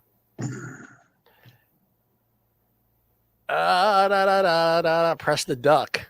Hey, there's that sexy. Look at that sexy guy right there. Yeah, there's Becky's poll right there. You guys get on over there and traditions you have with family and friends based on tonight's show. Yeah. Everybody go over there and check that one. Tom and Jerry won. I knew it was going to win. I think it's just because of the demographics on our group. But Tom and Jerry, Bruce, did you comment on that? Bruce, what were you watching cartoon wise? I did. It was Tom and Jerry, the Flintstones, and the Roadrunner. Yeah, Those Tom were and my Coyote three. and Roadrunner. Yeah, Tom and Jerry won. Scooby Tom Doo. and Jerry, Flintstones, and the Roadrunner were my I two. was surprised that our group being so many in that 30, what was it, 30 to whatever range. I was expecting He-Man to take this thing because that's all anyone ever talks about is He-Man when they talk about cartoons and that age graphic. Because what are we, 30, 34 to, what is it, 28 to 34, the highest group in our page? I think it is, isn't it? I'm the little. No idea. Yeah, you were Morgan was that little dot, the one person in the group that was under 24 years old. Yeah. There's a lot of old ones. A couple shows I forgot. I forgot about Thundercats, but I think I was already too old for Thundercats. And Thundercats was cool, Lionel. Yeah. Well, you forgot about Speed Racer. Oh my Speed God, Racer. I did forget about Speed man. Racer. See, Wait. you? I'm gonna have to re-up the poll. George of the Jungle. Okay. Yeah, George of the Jungle was great back then. Or Peabody. Peabody. Yeah, Simon, Mr. Peabody and Simon. Mr. Peabody. Oh my God. Bullwinkle and the Moose. Rocky and Bullwinkle. Rocky and Bullwinkle. I forgot a lot. Johnny Quest. What about DuckTales? DuckTales is Dudley on there. Do-Right, yes. And Nell, yes. Yeah. DuckTales is on there. It's right there. DuckTales. Josie, I did remember Josie and the Pussycats. I love Josie and the Pussycats. Care Bears, that's before me. That's way before me. Hey, I got Hong Kong Phooey. Everybody, all of us watched Hong Kong Phooey. No, well, there's a pretty decent. I know the Hong Kong Phooey song. That's great. Yeah. And there is a pretty decent gap here of generations of how they grew up. So when I came home from school, I would wake up to watch Power Rangers before I went to school, and then when I came back from school, I want to catch G.I. Joe, Transformers, and Mask. That was my three things. So I'm surprised. I'm surprised that He-Man didn't. I know a lot of. I don't know if a lot of women watched He-Man, but on the first date, how many adult beverages is it okay to have? Two, and only two. That's the winner. Two drinks. No, it's not the winner. I had an answer that was not on the poll. You could have put it in there. 0. No, I couldn't add it. So that's why I said. You should have told me. I would add it. Yeah, I did. It's in the post. Polls up for adding, but now they're not set up for adding anymore. Yeah. All right, 2-1 with 14 votes. One depends on how nervous I am, and I may need an Uber ride home. Got 3 votes. There you go. Where's the next poll? Oh, everybody's first car. Go ahead, Bruce. Share that one, and then we'll actually start with Morgan. We'll go down the line. Yeah. Morgan, your first car. Hyundai Elantra. Woo! Yeah. Bruce, first car. The first one I owned was the '69 Buick Skylark convertible. The ladies' magnet. That convertible. That's when you could do cruising. That convertible worked wonders until I sold that and bought the muscle car. But yeah, that rag top was great for cruising in, man. Bob, what back seat did you use a lot of in your first? 74 Plymouth Gold Coal Duster. I cherried that sumbitch out, and I loved cruising McHenry in that bad boy. Had a V6 318, 3-speed on the tree. Okay, that's hard to drive. No, it's not. When you're swinging a U-turn. Brian, 3-speed on the tree. What was Brian picking up the ladies in? So my first car, no, I kind of responding. My first car was 91 Cavalier. 91 Cavalier. Red 4-door because my dad said 4 doors of cheaper insurance and had a gray interior. So a 4-cylinder. My sister's was a Mustang. It was like the crappy Mustang, that mid-year like 80s crappy Mustang. And that thing didn't even look like a Mustang. it was bust. No, it was bad. And that thing always broke down. And it was a manual. My sister couldn't drive manuals. Yeah. So yeah, it is what it is. 1987 Fiat Spider convertible. My first car. That's your first car? My first you car. Went sports car, huh? Yeah. I was either a 1984 Corvette or it was the 87. My dad, I was getting ready to buy the Corvette, and my brother Phil got mad because my dad let me buy my car, and he wouldn't let Phil buy a Corvette, and Phil ended up buying a Buick Regal, and that pissed him off. So when I went to go pick up the Corvette and test drove it and brought it home to buy it, and my dad was like, cool, nice car. My brother Phil come out just screaming and yelling like, this is fucking bullshit. Why is well, Phil wanted a 1964 El Camino that was parked at the Buick dealership, and the thing had glass pipes. It sounded like a fucking rocket taking off. My dad was like, you're not buying this car. Plus, El Caminos back east were used for funeral cars. They would put the flowers in the back of them. So my dad, that's how my dad recognized it was an El Camino. My dad said, you're not driving a funeral car around, so he ended up buying Buick. So when I came home with the fucking 84 Corvette, my brother just lost it. He's like, this is bullshit. Why is he getting to buy this? And it's my money. It's my money. But my dad was like, you can't go buy something else. And I came back with the 87 Fiat Spider convertible.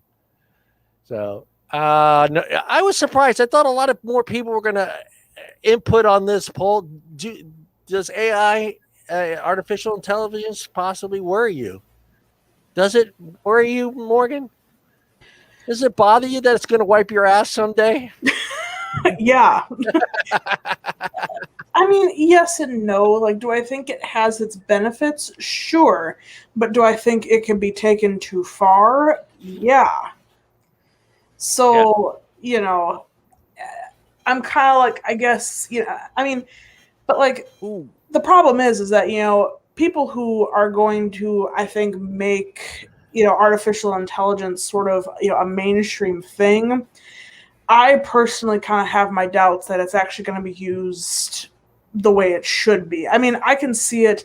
Well, I mean, it's kind of happening in some ways in the medical field. I mean, Skynet. Things like, yeah. I mean, I just think things like that it's like, well, that's what it should be used for, to, perfect, certain things that, human error, could happen. But I just have a bad feeling that people are going to abuse it, and then it's going to become a bad thing. But yeah, that's what I'm worried about. I mean, I'm not so much worried about what it well, I guess I take that back. What it possibly can do in the future. And I think,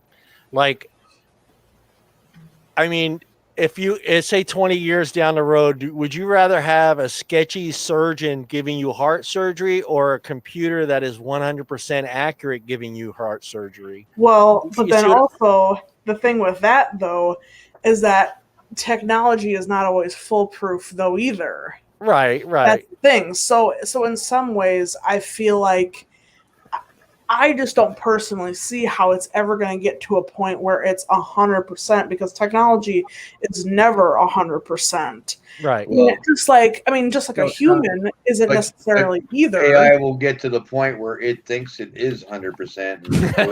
Skynet.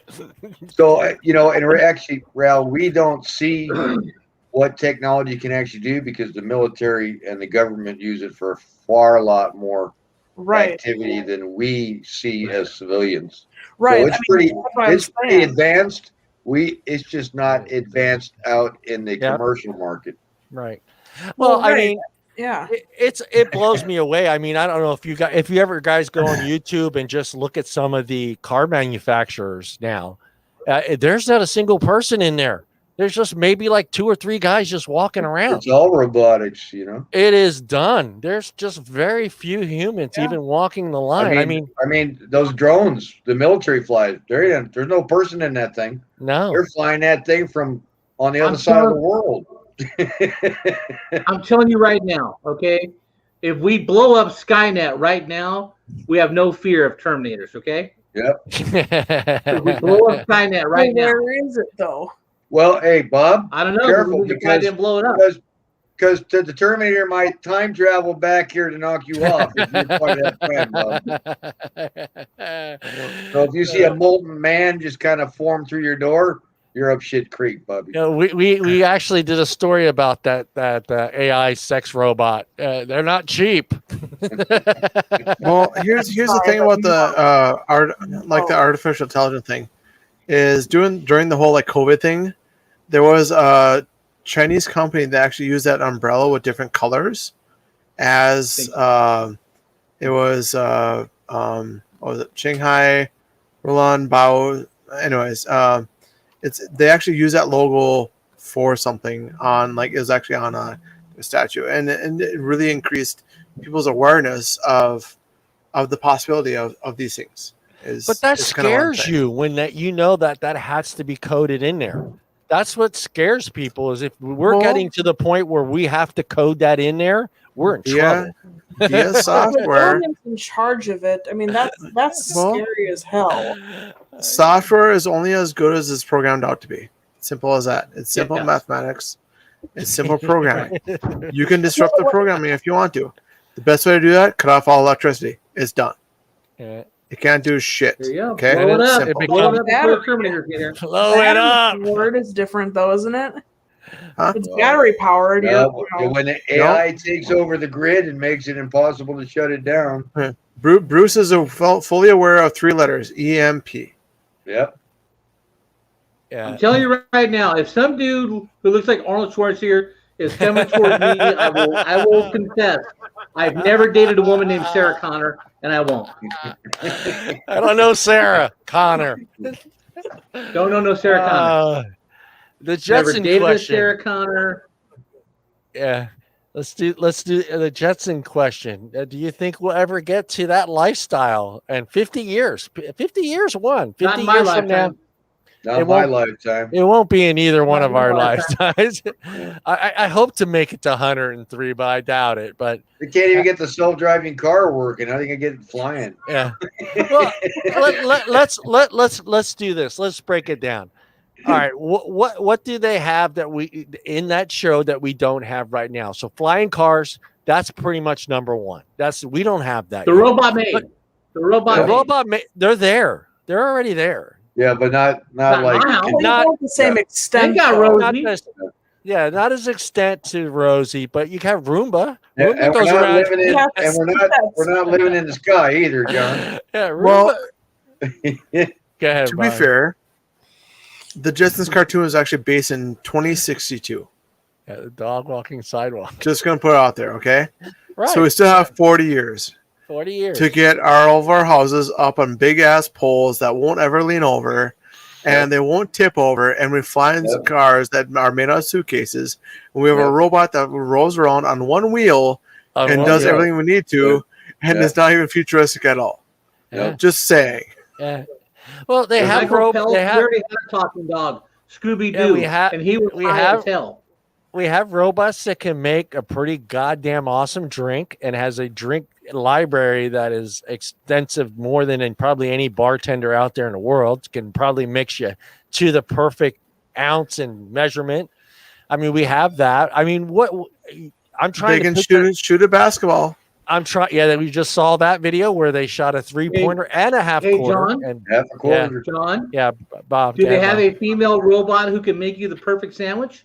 I hope to God that happens before I die. No. But I'm sure there's a robot out there that could probably make a sandwich. I have to check with MIT, see if they got the sandwich. Yeah, get a robot. But can that robot? What? I can't. Can that robot make you a sandwich and then perform oral sex on you? I don't want that from a robot. That's the last thing I want from a robot. Bob, here's what we do. We get him a robot to make him sandwiches all day, every day. They always have one ingredient that he does not like ever. Oh God! And he's gonna have to deal with it. We program it that way, and it has to do it. Simple as that. This was Becky's post, and it made me laugh my That was ass funny as off hell. because I just pictured, for some reason, pictured my grandmother saying this to herself in Italian, and it just made me laugh my ass off, man. Everyone here is alive because I got laid. Yeah, the robotic arm. We were at breakfast one time. There was 25 of us, and it was all family. And I looked at my mom and dad, and I said that same thing. I said, we are all here because you two had sex. And all the grandkids were like, Uncle Bob, that's gross. I said, think about it. Think about it. I earned that sandwich. Pick your favorite day of the week. Morgan, what did you pick, Morgan? Saturday. Yep, I have every other Saturday off. So which means it's my off Saturday tomorrow. So I'm gonna enjoy it. Saturday won the poll too. Bruce, you pick Saturday as well, or did you do that one? I didn't do that because every day's Saturday. Yeah, I was gonna say you're retired. Every day's fucking Saturday. Every day's fucking Saturday. I should have. I got to get up in the morning and look at the calendar and what day it is on the face of the phone, so I know. So, I gotta add that for Bruce. Every day is Saturday. Every day. I used to love Saturday mornings because of cartoons. They don't have those anymore. So, like, my favorite days right now is, say, the nights or the days that the little one will come into bed with us and just watch TV with us in the bedroom and just relax with her. Like, she sits in between us and watches TV. Like, I'm totally okay with that. There's no doing anything else, just chilling and watching cartoons. Like, I'm down with that. So that's I don't have a day of the week for that. I don't know, but the Saturday cartoons are gone. They don't do that anymore. Absolutely gone. Yeah, Saturday cartoons are on 24/7, man. I thought like they have but I mean, okay, so if you take out like Cartoon Network, you take out Adult Swim, and those ones, you have cartoons on, like, PBS has cartoon channel all day every day. Yeah, like that's what they do. They have like 4 channels. All the network cartoons are all gone. Yeah. The whole like 10 o'clock, like 10 o'clock in the morning cartoon until 11:30 was when it was pretty much done. Saturday, that was it. Saturday. Yep. Wow. Go on. You got to wake up at 8 o'clock to catch the show. 9 o'clock to catch that show. There's no that anymore. Now you can just turn it on and put on Netflix or Hulu or what have you. I remember catch whatever damn cartoon you want. Watching the Abbott and Costello movies and I love those. Ma and Pa Kettle and that was my Saturday. In the morning. Saturday was cartoon. Sunday before church. Sunday before church. My mom, we weren't allowed to watch them anymore before church because we would end up fighting all the time. But we used to watch the Three Stooges before we went to church, and my mom realized that wasn't a good idea for 3 boys to watch the Three Stooges before going to church. I always had the choice of going to early church or late church because that's the way like our church was, and I would always pick early church so I'd get home enough to watch certain cartoons. Yep. All right, Morgan. What have you said that you thought you would never say that you've heard your parents say or do? Which one did you go with on that one? Well, I didn't answer that one. I don't think, but I know one because I just had to say it to Corey the other day. Are we cooling down the whole neighborhood? Oh, God.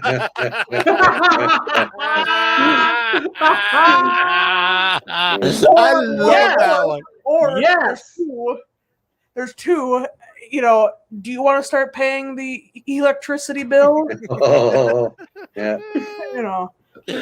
Things our parents say. Yeah.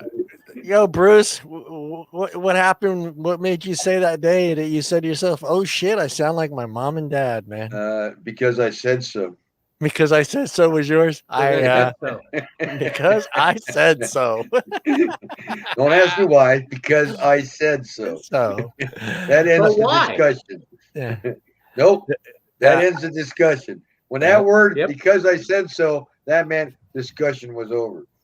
Yep. Cooling down the whole neighborhood. Yeah. That's what my dad would say. When you had the refrigerator door open or the front door open? No, The front well, door? the AC, on, Yeah. and you've got doors open, windows open. Windows open, Yeah. Bob, what was that moment when you said, Call "Oh me when shit"? you I get sound home. like "Call me when you get home" was yours. That one I still do. I said that I the still other do day. that one too. Yeah, call me when you get home. Brian, what was that moment for you, man?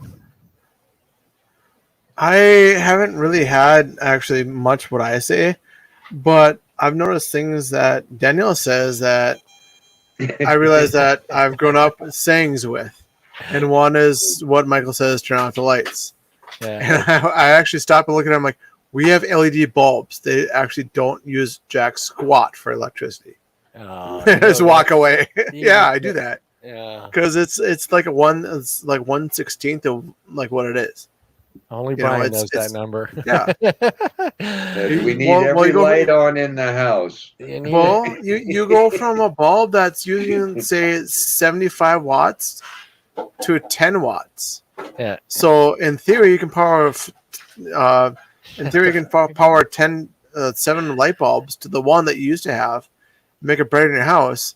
So in theory, you're saving, that much electricity. So why does it matter like an extra half hour to have the light on? My dad would still say, turn the lights off. Well, yeah, it's because you grew up in that era. Yeah, you grew up there. My daughter, my biggest thing with the daughter was I said, the switch goes two ways, up and down. Because kids always only know it is up. They don't know that the switch can go down, right? Yeah. And then I was threatening her I was going to put a motion detector in her bedroom because then the light would turn off when she left the room because she would never turn the light off. So. Well, I mean, a lot of our light bulbs are smart light bulbs. So, I mean, we can just turn them on like as we leave. Yeah. Oh, I've got it set. I have mine on my app, my phone, so I got some smart light bulbs too. Yeah, so if you walk out and you're like, well, whatever, it's going to turn off in like 30 minutes anyways, so I turn it off now, you know what I mean? Like, you're still going to save that much, and that 30 minutes isn't going to matter mathematically. Well, I feel like the bad parent because mine was, "Why are you crying? Nobody died." But that's what my dad used to tell us.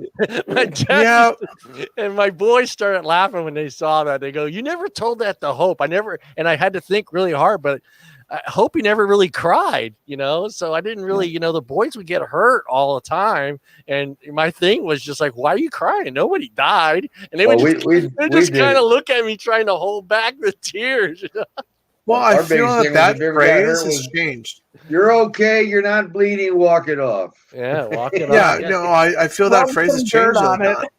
Yeah. Due to the movie. Yeah. Due to the movie Hangover, the guy says, "Did you die?" Did you die? So I feel like that saying has now changed. Instead of saying the whole thing, they say, "Did you die?" No. Okay, cool. Walk it off.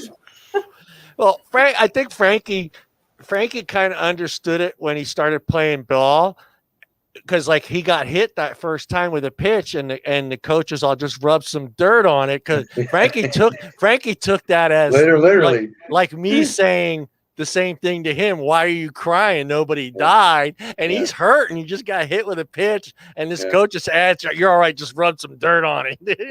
Yeah. But we were tough. I mean, when we were kids, we were taught to be tough. We were tough. We were tough. I mean, it's like, if you could still get up and kind of half-ass walk, you're fine. Walk it off. Yeah. Yeah. I was one of those. I crashed my bicycle all the time. Yeah. And it wasn't on purpose, but I mean, things happen, and I actually ended up doing a full flip over on my bike, and I hit my elbow. And what happened was I got it all the way down to the bone from my skin. And I rode for another 2 hours after that. Went home, and my mom looked at me. And she goes, "What happened?" I'm like, "No, I'm fine. It's whatever." Yeah. She's like, "Well, let's clean it off." I'm like, "Okay." So we cleaned it off, and she goes, "We need to go to the hospital." I'm like, "Why?" She goes, "I can see your bone." I'm like, "Nah, it's fine. It's whatever." So I went there, and that stitches came back. I'm like, "Why?" I'm like, "Just put a duct tape on it. We're fine." Can I just have a Band-Aid? I mean, I knocked myself out. I got darts stuck in my leg. I got I severed my Achilles tendon in the back of a bicycle riding double. I mean, we had dirt clods in the forehead. Yeah. Laying in the field. I mean, you didn't have to go home because it was easy. If you were at a buddy's house, their mom just took care of you. You got blood all the way down your white T-shirt, you know, and your scab on your forehead. Mom, what happened to you? What do you? Oh, I got dirty. It's not or we used to use the line, it's not my blood, Mom. Yeah, oh, okay. It's not my blood, Mom. Like that made it okay. Yeah, they didn't care as long as it wasn't your blood. So it's not my blood, Mom. Well, I mean, I'd be more concerned if it was somebody else's. Yeah, I mean, no, they didn't care. I mean, I lived out in the country in the orchards, and I sure, you know, Bob did too. I mean, you know, we did some stupid stuff when we were growing up. Well, I mean, so Bruce, like, I got comments in the way, but on my right arm, I got a big long scar all the way down my arm here. Yeah, and that's from climbing on the stove when I was 2, and then my whole arm hit a burner. Yeah, and the same arm is where I tripped on my bike, so that's like right here. It's a big patch right here. I got no feeling all the way up here, just because of how much it burnt my arm, and I just keep. Yeah, it's whatever. I mean, things happen. It's gonna hurt. I mean, we did stupid. I mean, if we could build it, we'd do it. Pain is temporary. It'll go away. Yeah. Well, we did the poll too, so it was unanimous. Bob is the skipper. If we were on Gilligan's Island and our group here, our guys, Bob would be the skipper. Brian is the professor. Bruce, you're that's wrong. That's wrong. I'm not the professor. You don't want to be the professor? No, it's okay. I'm just giving you shit. Bruce would be first in half. Yeah, right? Exactly. Mike ends up being Gilligan. Mike is Gilligan. So who am I?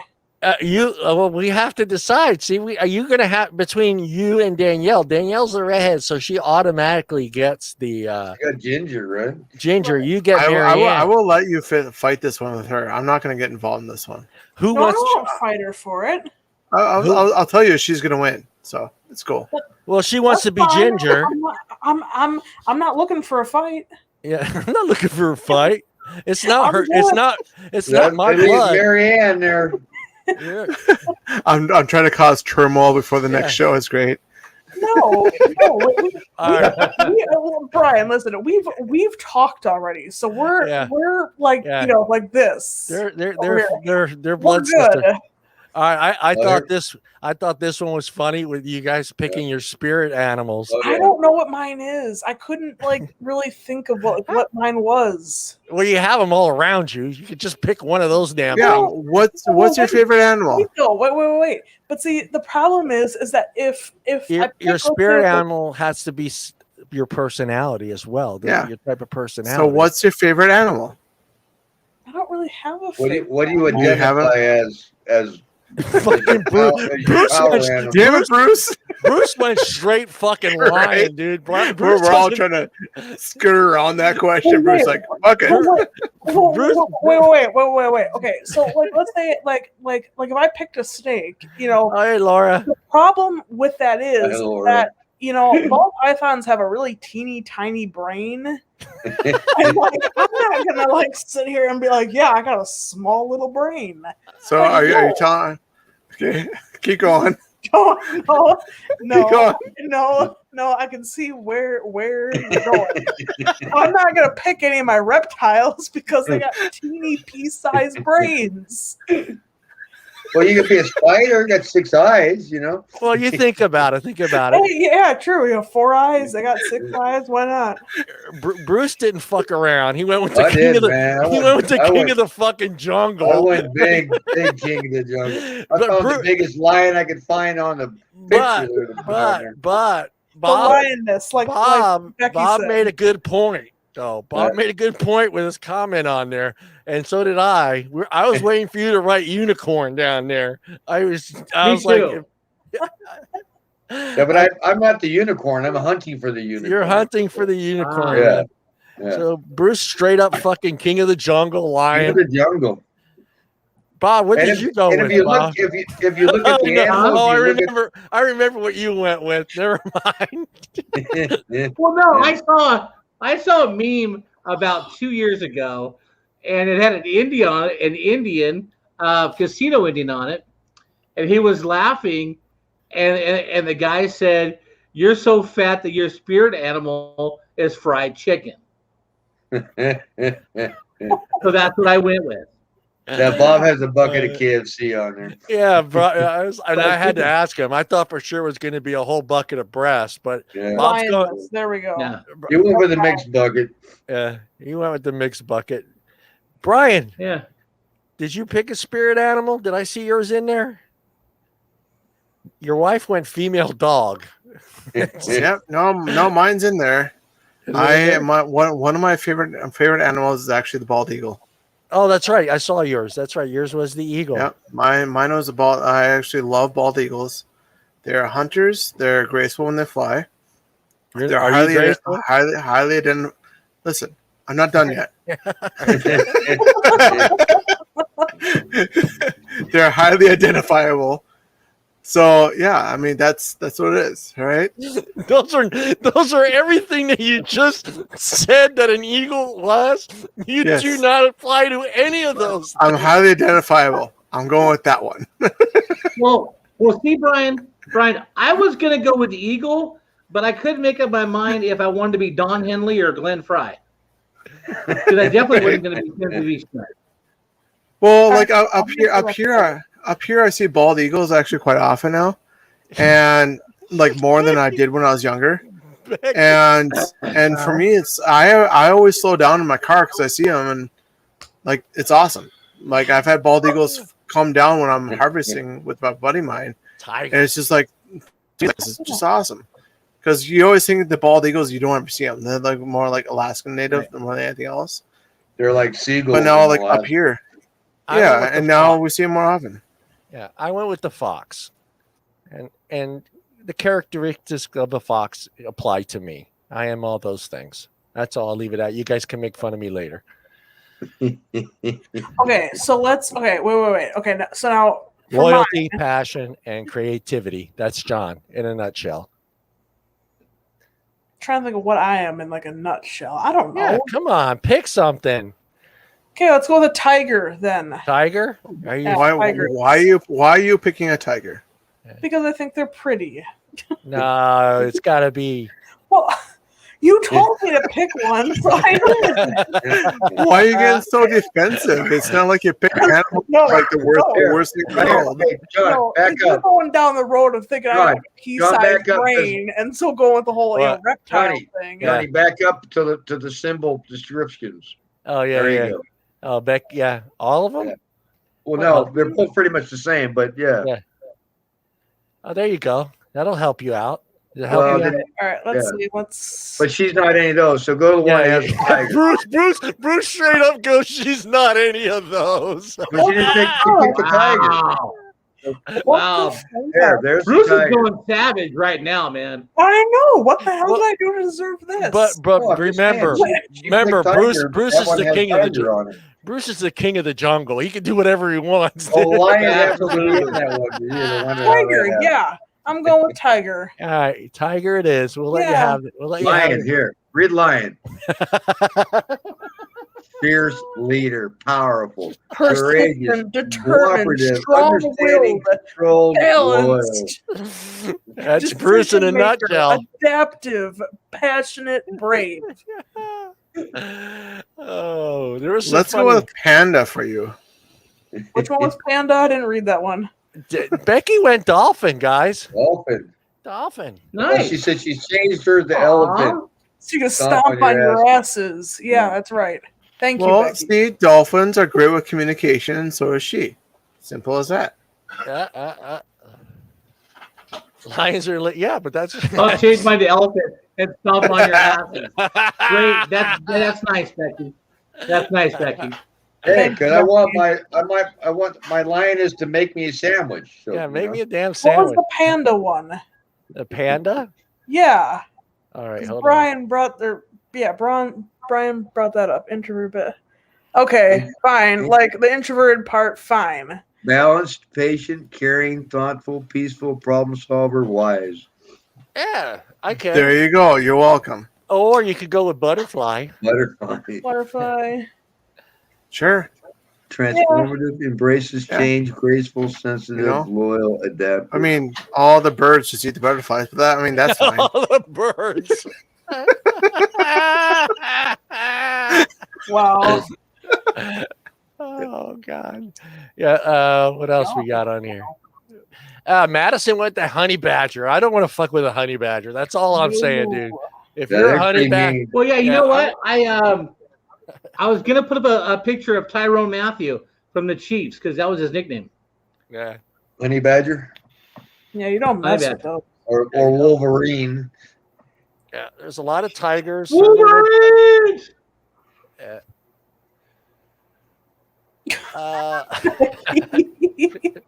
Haven't got down to my lion yet. All right, this was the controversial one. This is the one with the person taking food off your plate without asking. Yeah, no big deal. I don't care.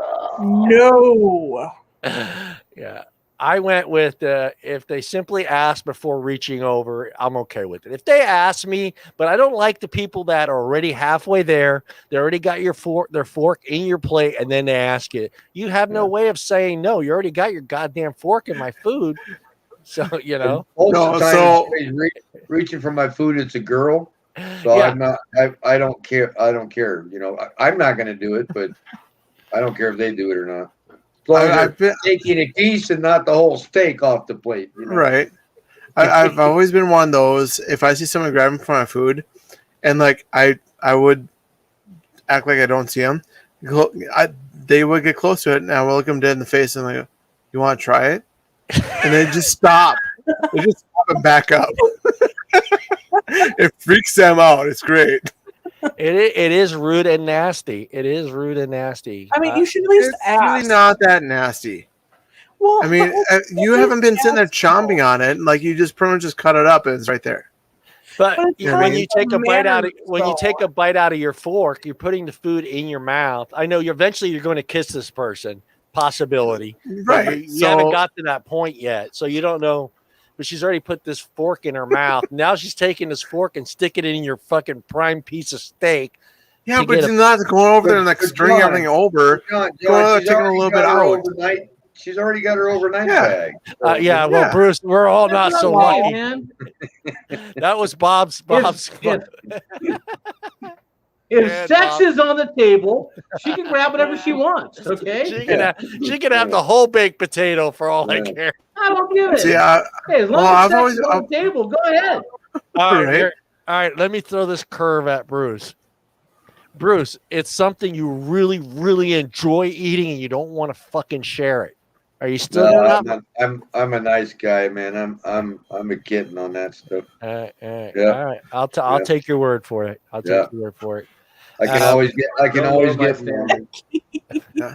I've always been if I go on a date with somebody, like Daniel probably knows this too, is they order something, I order something different, and that way like I'll cut it up and I'll leave it on the plate, and then I'll start eating. I'm like, oh, it's actually pretty good, and I'm like, hey, you should try this. It's actually pretty good. And like that's it, like simple as that. If they want to reach for it, then go ahead. If not, the offer's already there, and I don't give a shit after that. Yeah. You know what I mean? Like it is what it is. But if I'm like, if I'm like, this is my food, then fuck you. You know what I mean? Like there's two little things. Are you sharing the box of popcorn at the movie theater? You gotta share the box of popcorn. Yeah, that's different. That's different. Yeah, but it's on my lap. Come on. I'm trying to stab them. I'll stab you. I like it, Laura. I'll stab you. Get away from my chicken. Now, if there's a hole at the bottom of the popcorn, but never mind. No, it's the old Cracker Jacks, baby. That old Porky's trick. There's a prize in the bottom of the box. All I'm saying, I share the popcorn, but it's always in my lap. That's it. Simple as that. Yeah, you have to share that. Do you share the Juji beads? I share everything. Yeah, they can have the black ones. They can have the black ones, yeah. I don't like the black ones, so they can have the black ones. All they want. That's the good. Isn't that the good and plenty's? The good and plenty's. Yeah, the $8 box of fucking Juju beats. Juju Fruits has black ones. They can have all can't eat those they those 'cause, want, man. It'll glue my mouth shut, chewing on those damn things. Yeah. Those are like nasty candies. Like There you go. All right, the smells one. This is the one that I thought that was just kind of cool because I did this the other day before I did this post. I have this thing with coffee. Oh, Becky doesn't share her milk. Becky doesn't share her milk duds. Oh, Becky. Every time I make coffee, I always picture my parents, almost 30, 40 years ago, sitting at the kitchen table drinking coffee. It's just something. Doesn't matter. Anytime I smell coffee being brewed, that my mind goes right to there. So I put that there. Coffee won, which was, I showed you guys to choose 2 smells and tell us why. And Morgan, do you remember which ones you picked on there? Coffee and apple pie. And apple pie Reminds me of just times with my dad. Your dad, the coffee and the apple pie. Apple pie is his favorite dessert, and so anytime there was like an opportunity to have some apple pie. I mean, you had to fight my dad for a piece of apple pie, but it just brings back memories. Yeah, Bruce, what were yours? Yours was coffee as well. Coffee and campfire. A campfire. Yep. I just used to love, either the evenings, finishing a cup of coffee by the fire, or in the mornings when you get up and get that coffee pot going and you get the fire going, and then you're just sitting there. It's quiet, and you just got that cup of coffee with a little bit of fire going in the smoke, and it's just, man, it's nothing sweeter than just sitting there having that quiet moment over a campfire with a hot cup of coffee. It's funny though, is that car ride home, everybody's bitching about smelling like the campfire though. I know. But it's okay. Well, you gotta make sure that you know which way the wind's blowing and set yourself up that way. But Bob, which ones did you go with? Apple pie and campfires. Yeah, pie and campfires. I love fresh apple pie, but I got way too many awesome memories around a campfire. Around the campfire. Brian, did you pick on there? Yes, you did. I see him. What? Yeah, I have a few. I actually do like rain. Yeah. Rain is one of mine. Like after a fresh rain, you go outside and the smell. It's pretty awesome. Becky, that was so I do like campfires. However, right now the whole campfires from Canada is been over here for the last 4 days.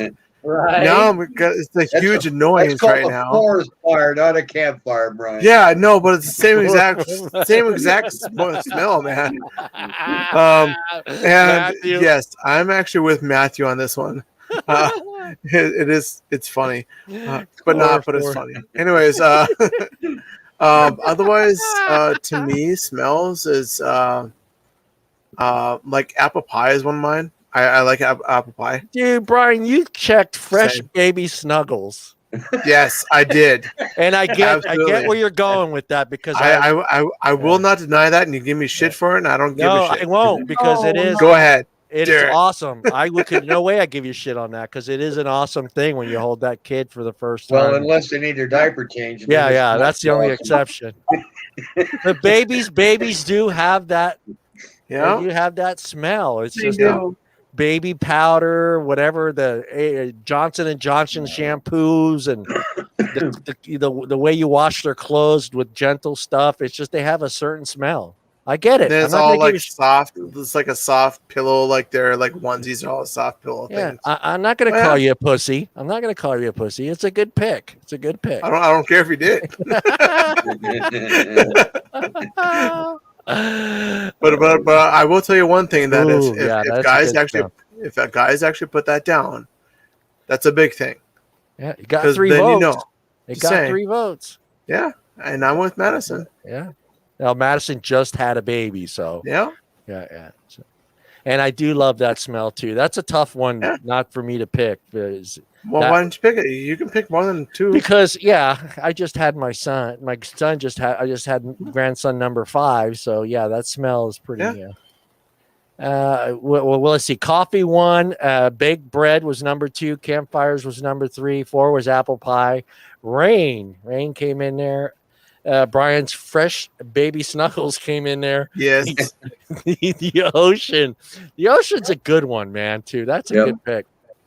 I've never been to the ocean. I've been to lakes. So this is a tough one because some people can't stand it. Some people love the smell of fresh cut grass, and you only have 2 hours to enjoy it. That's it. Yeah, I like the smell, but then it's like my allergies then flare up, and it's like, okay, well, that's not fun anymore.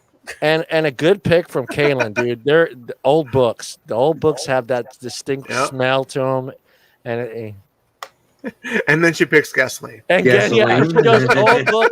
Hey, there are people that love the smell of fucking gasoline, dude. Literally, come on, Kaylin. They literally will get out of the car just to smell it. Even if they're not pumping the gas, they'll get out to smell that smell. Okay. Here's what I'm picturing. Kaylin has old books. And she has gasoline, and she has somebody she hates. This one I don't know about. She has an old book. She lights them on fire, tosses them in, and off she walks. This one I don't know about. Because this carnival food in. That's a dangerous smell because that's just a mix of a lot of stuff. Yeah, that's not one particular smell. That's just like that's grease, bacon, pig's feet. That could be a one. I've been there. Fried Oreos. I've been there. I showed a picture of a bacon truck and I couldn't resist it. Just saying. Is bacon even on the list? Yeah, bacon. Michael, that's wrong, dude. I'm down for bacon. Absolutely. Is wrong, dude. Actually, Matthew has a good point. Actually, when he said, "Which one?" Leather boots. Is that like brand new ones or not ones you've been wearing? Yeah. Does snow really have a smell? Yes, it does. Fresh snow is awesome, and when it's snowing is awesome. But the annoyance part is when it gets in your fucking way. It's a problem. That's it. But yes, I agree with Matthew. Snow is a really good smell. Right. The last one, just the last one, and then we're going to sign off. And it was kind of cool. Someone kind of suggested this poll to see how far away everyone lived from their birthplace. Morgan, how far away are you from the place you were born? Let's see. Milwaukee from here is probably about. See, I might go with the whole miles thing, but I was. You're gonna go Canadian and say kilometers? No, I can't think of how many miles away Milwaukee is, but I mean it's a in few the same thousand. states, you know. It's a few 100 miles, 1,000 miles. Not even that, less than 50, I think. Yeah, that's not bad. Yeah, Bruce, how far away are you from the place you were born? The hospital you were born in. How far away are you? Probably a little over between 100 to 200 miles. Yeah. Bob, you're quite a ways, right? Like me, right? 2,052 miles. I looked it up the other day. Did you really? Yep. Columbus, Georgia. Yeah. Brian, how far away are you from the place you were born? Like 2 miles. Are you serious? Are you 2 miles from the place you were born? Literally across the river right now. Yes. Wow. Someone did a poll the other day. I might do it on our page. I think I will. And it was a kind of a cool poll because it asked, how many places have you lived since you left your parents' house? Like how many homes and apartments did you live in? And when I saw the numbers of some of the people, I was like, holy shit. And I was embarrassed to put 4 down. Everybody was like, John, are you talking about your whole lifetime, John? I think mine is 7.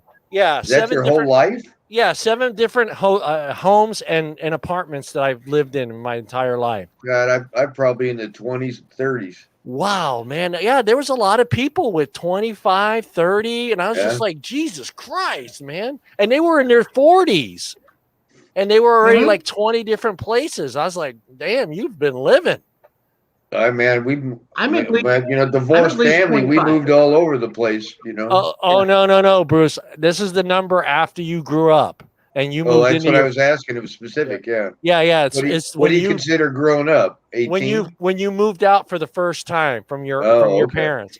So Yeah, that's what was shocking. And I'm not Yeah, I talking didn't answer that. So Yeah, no, I have to. I'm gonna make it. I'll do it after the show. But yeah, it's on how many places you lived after you moved out from your parents' place. And some people were in their 20s. There was like 25, 30, and these guys were in their 30s, man. I would probably get into the 20s easy. From the time you moved out, from the first time you moved out. Yeah. So are we talking the towns or just different places? Your apartment or hotel? Apartment houses, apartment houses. Perfect. Well, no, for me. 13. Wow.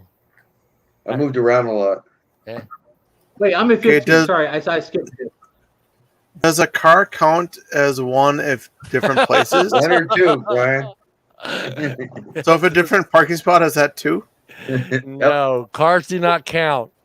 No, cars count because you lived in them, so they count. All right, I guess. So my question: if you move the car, is that 2? No. Okay, thank you. It's just simple question. The car counts as 1. Well, if you moved it to a different town, Brian, then it would count as 2. Laura, you're an hour away from. You're an hour. Dude, I have away 2 towns with a river in between, so this is gonna be difficult. Laura's just an hour away. Becky, did you answer that question? How far away you are from your home? I think she did. Oh yeah, she did. Hundreds of miles away. Go ahead, Brian. I'm just talking to Matthew in the chat here. It's hilarious. So you should watch. It's funny. His last comment. 100, not today. So his whole thing right now, which I actually do agree with this, is these are questions that credit card fraud people are asking to get inside of your account. So these are questions. It's always up on Facebook. You know. Yes. Yeah. Actually, what was your first car? It's like password things they're trying to get and all that crap. Yeah. Right. I'm seven. Right. Well. To be fair, there's actually lawsuits and stuff behind this stuff, but that's a whole nother story. But yes. Yeah. It's all algorithms shit. Yeah, I'm gonna put that poll in there. It'd be kind of a fun. I was shocked when I saw the numbers, and then when I saw the people's ages, I was just like, wow, dude. I mean, to be in your 30s and to be already in your 20th different place you lived, kind of weird. I mean, I don't know. Maybe things are a little different. I was 12 different places before I graduated high school. Wow. Wait, well, but he's going as an adult. Yeah, I'm talking about but I'm like 15 after that. Yeah, after that, 15. Yeah. What did you write from the cave to her now, JT? I didn't live in a cave. That's Bruce. Bruce is older than me. He remembers the stone. Listen, John. We've already talked about you chiseling on stone already. It's okay. We understand. I drew with stick people in the dirt. You know. Yeah, I rode my dinosaur to school, Brian. Yeah. Uphill both ways in the snow, right? With bare feet. I did. Walked in snow, uphill both ways in knee-deep snow. Yep. I get it. No, through water, on gravel. Check this out. Check this out, okay? Go ahead, Rob. I lived on top of a hill. I had to walk down a hill, up a hill, down a hill to get to school. So to come home, I had to walk up a hill, down a hill, up another hill. So I did walk uphill both ways in the snow. This sounds like the same story my dad told me when we lived in a freaking flat state. Come on now. Hill. What kind of hill are you talking about? Because you grew up where? In Georgia? Missouri. Missouri? Did they have hills in Missouri? They did. Isn't that all flat land out in Missouri? That's the Ozark Mountains, brother. The Ozark. Come on. Okay. Come on, you flat. No. Yeah. Okay. Don't talk to me like that. All right. All right. Well, just so everybody knows, politics will never be discussed or religion on the page. That won the poll. Nobody wants it on the page. Thank you. That is ended. So we don't have to worry about that subject matter ever being brought up on the page. So it lost big. 20. Becky, are you born in the 1960s or the 1950s? 59. God bless you, JT. How do you know that, John? I'm just taking a wild guess. No, I'm asking I think Becky. she was born in 60. Becky either says she's 60 or older than I am. 61. 1960 on the Yeah. button. 60. So Becky, you lose. So Becky remembers the dinosaurs. I'm Love you. older than Love you, I'm older Becky. than you. Just Becky. careful, John. She's gonna be on next week to give you shit. Okay, just saying. I would love for Becky to be No, on next Becky, week. I'm Yes, 60. Becky, please Becky, I'm come on with us, 62. ladies. Yeah, Bruce is 62. I'm Too, Becky. 53. Bob is I'm 50, 58. 58. Brian has 58. just turned 40. And Morgan is 18. 22. Damn. I was born in 59. I have children older than you, Becky and Morgan. Morgan can finally legally drink. That's 59 For AD, 6 months. not BC. Wait. AD. Wait, no, okay. So I am told all the okay. So first time I went to the bar that I go to now, and I gave the waitress my ID, and she kind of did like a double take at my ID. And she goes, "Oh, you're still a baby. I thought you were like 24, 25," and I was like. I'm like, yeah, it's like on the one hand, I'm borderline kind of offended, but okay. I'm like, since you guys are talking since we're talking about old age, might as well pull the last poll up. What one thing are you worried about the most? You can only pick one. Sagging skin, one. That was number one. Well, that's because you didn't leave room for aches and pains. Aches and pains. Eyesight, number 2. Yeah, go ahead. Oh, it's on there. Lack of physical energy. No, that wouldn't count as aches. That's not aches and pains. Yeah. When you go to bed feeling fine, you wake up hurting. It's like, what the hell happened? Yeah. Sex when sex seems like a lot of work. That was number 4. I don't know. I was surprised that made number 4. Who would say that? Yeah, sex Click seems on those like people. yeah. When forgetting people's names, that was on there. Hearing, I thought hearing would be a lot higher. I thought What? hearing and eyesight would be high. What? Shut up, Bruce. I thought for sure those two would be a lot higher. Falling asleep in front of the TV every night. That's the one. Dustin. Losing hair. That's all of us. But as Bob reaches up to scratch his head. I still got it. Oh God, saying in my day. Oh, I hope to God I never go there, because that used to drive me mad when my dad would say that. Oh, well, back when we were younger. I hate that. Yes. Well, I would say it jokingly, but not seriously. Yeah, your ears are getting bigger. Well, that's because your head is fucking shrinking. Your ears and your nose never stop growing. You know that, right? Yeah. Right. And the hair in your ears. I'm surprised no one put that one in there, because that's gross. I just can't stand that. All right, guys, we're done. I am out because my dog needs to go outside. Everyone have a good evening. All right, Bob. Thank you. I'll see you.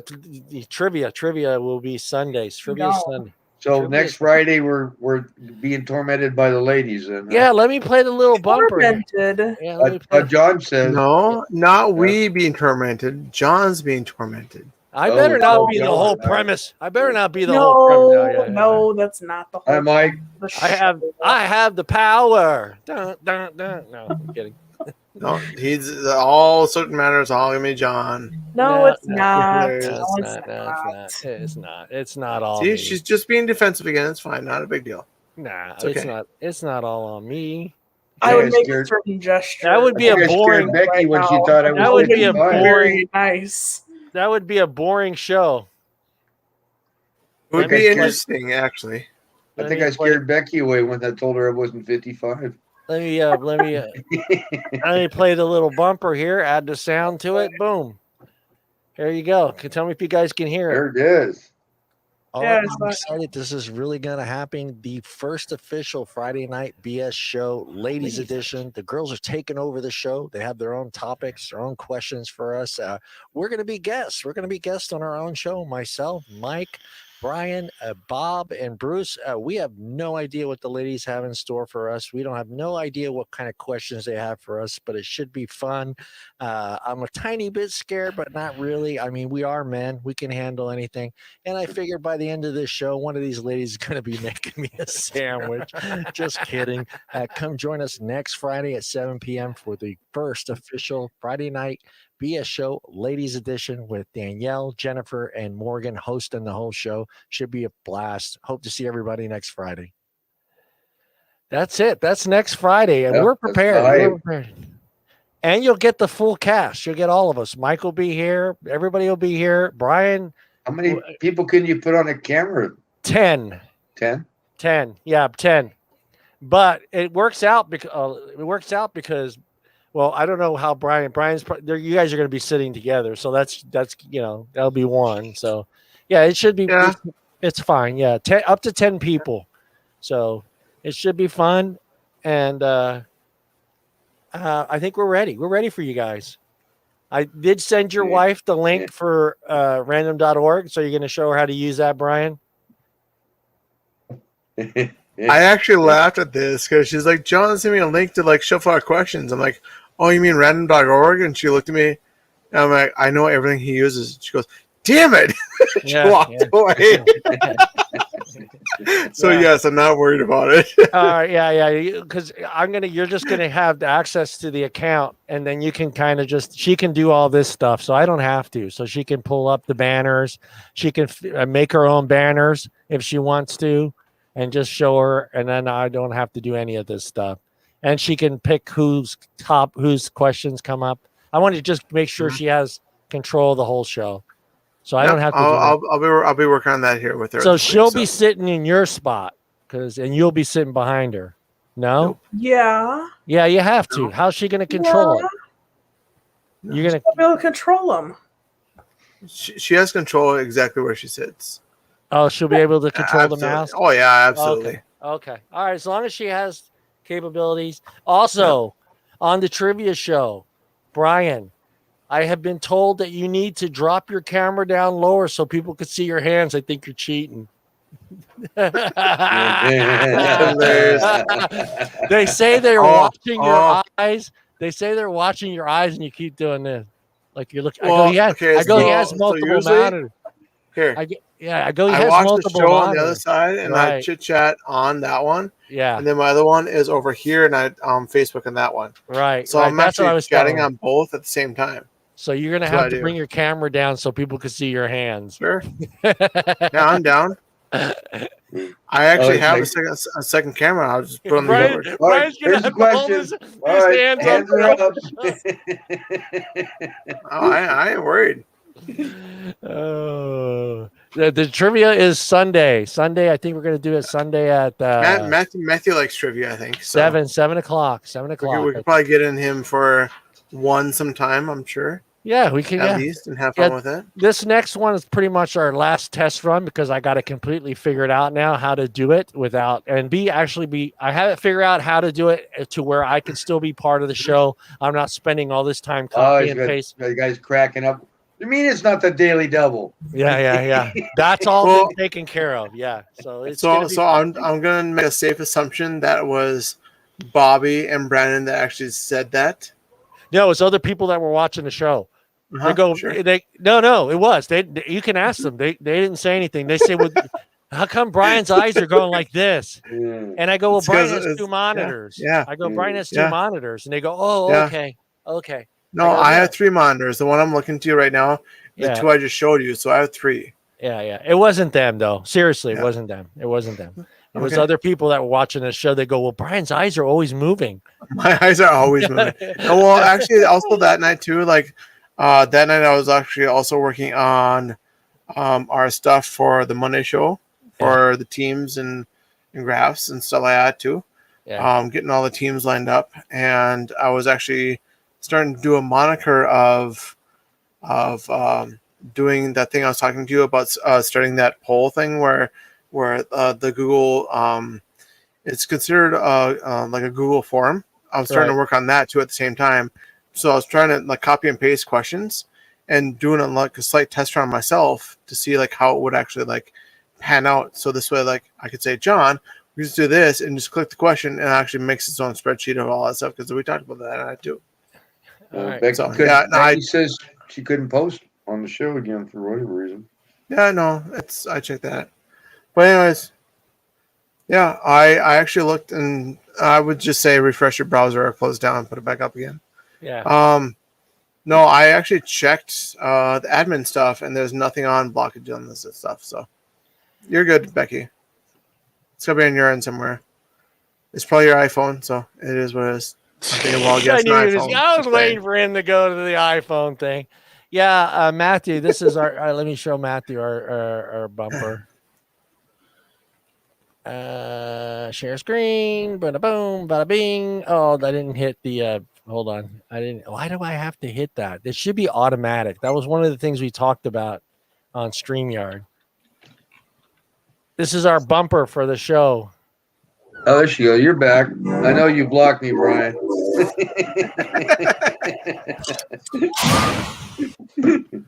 Yeah, that's our bumper for the show. That's pretty cool. Yeah. And yeah, I don't know how to do that. There you go.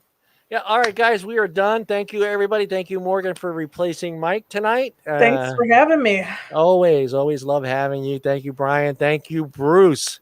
Bruce, the king of the jungle. Bruce, the king of the jungle, the lion. The golfer. Roar. All right, we will see everybody. Saturday, Sunday at 7:00. If you guys want to catch the trivia show, and then we'll see everybody back again next Friday. And it's ladies' night. Have you figured out who's all going to be on the trivia show? By the way, I have no idea. That I'll figure out tomorrow. All right, sounds good. All right, everybody. Not all. Not bad. Good night, Papa. Chris.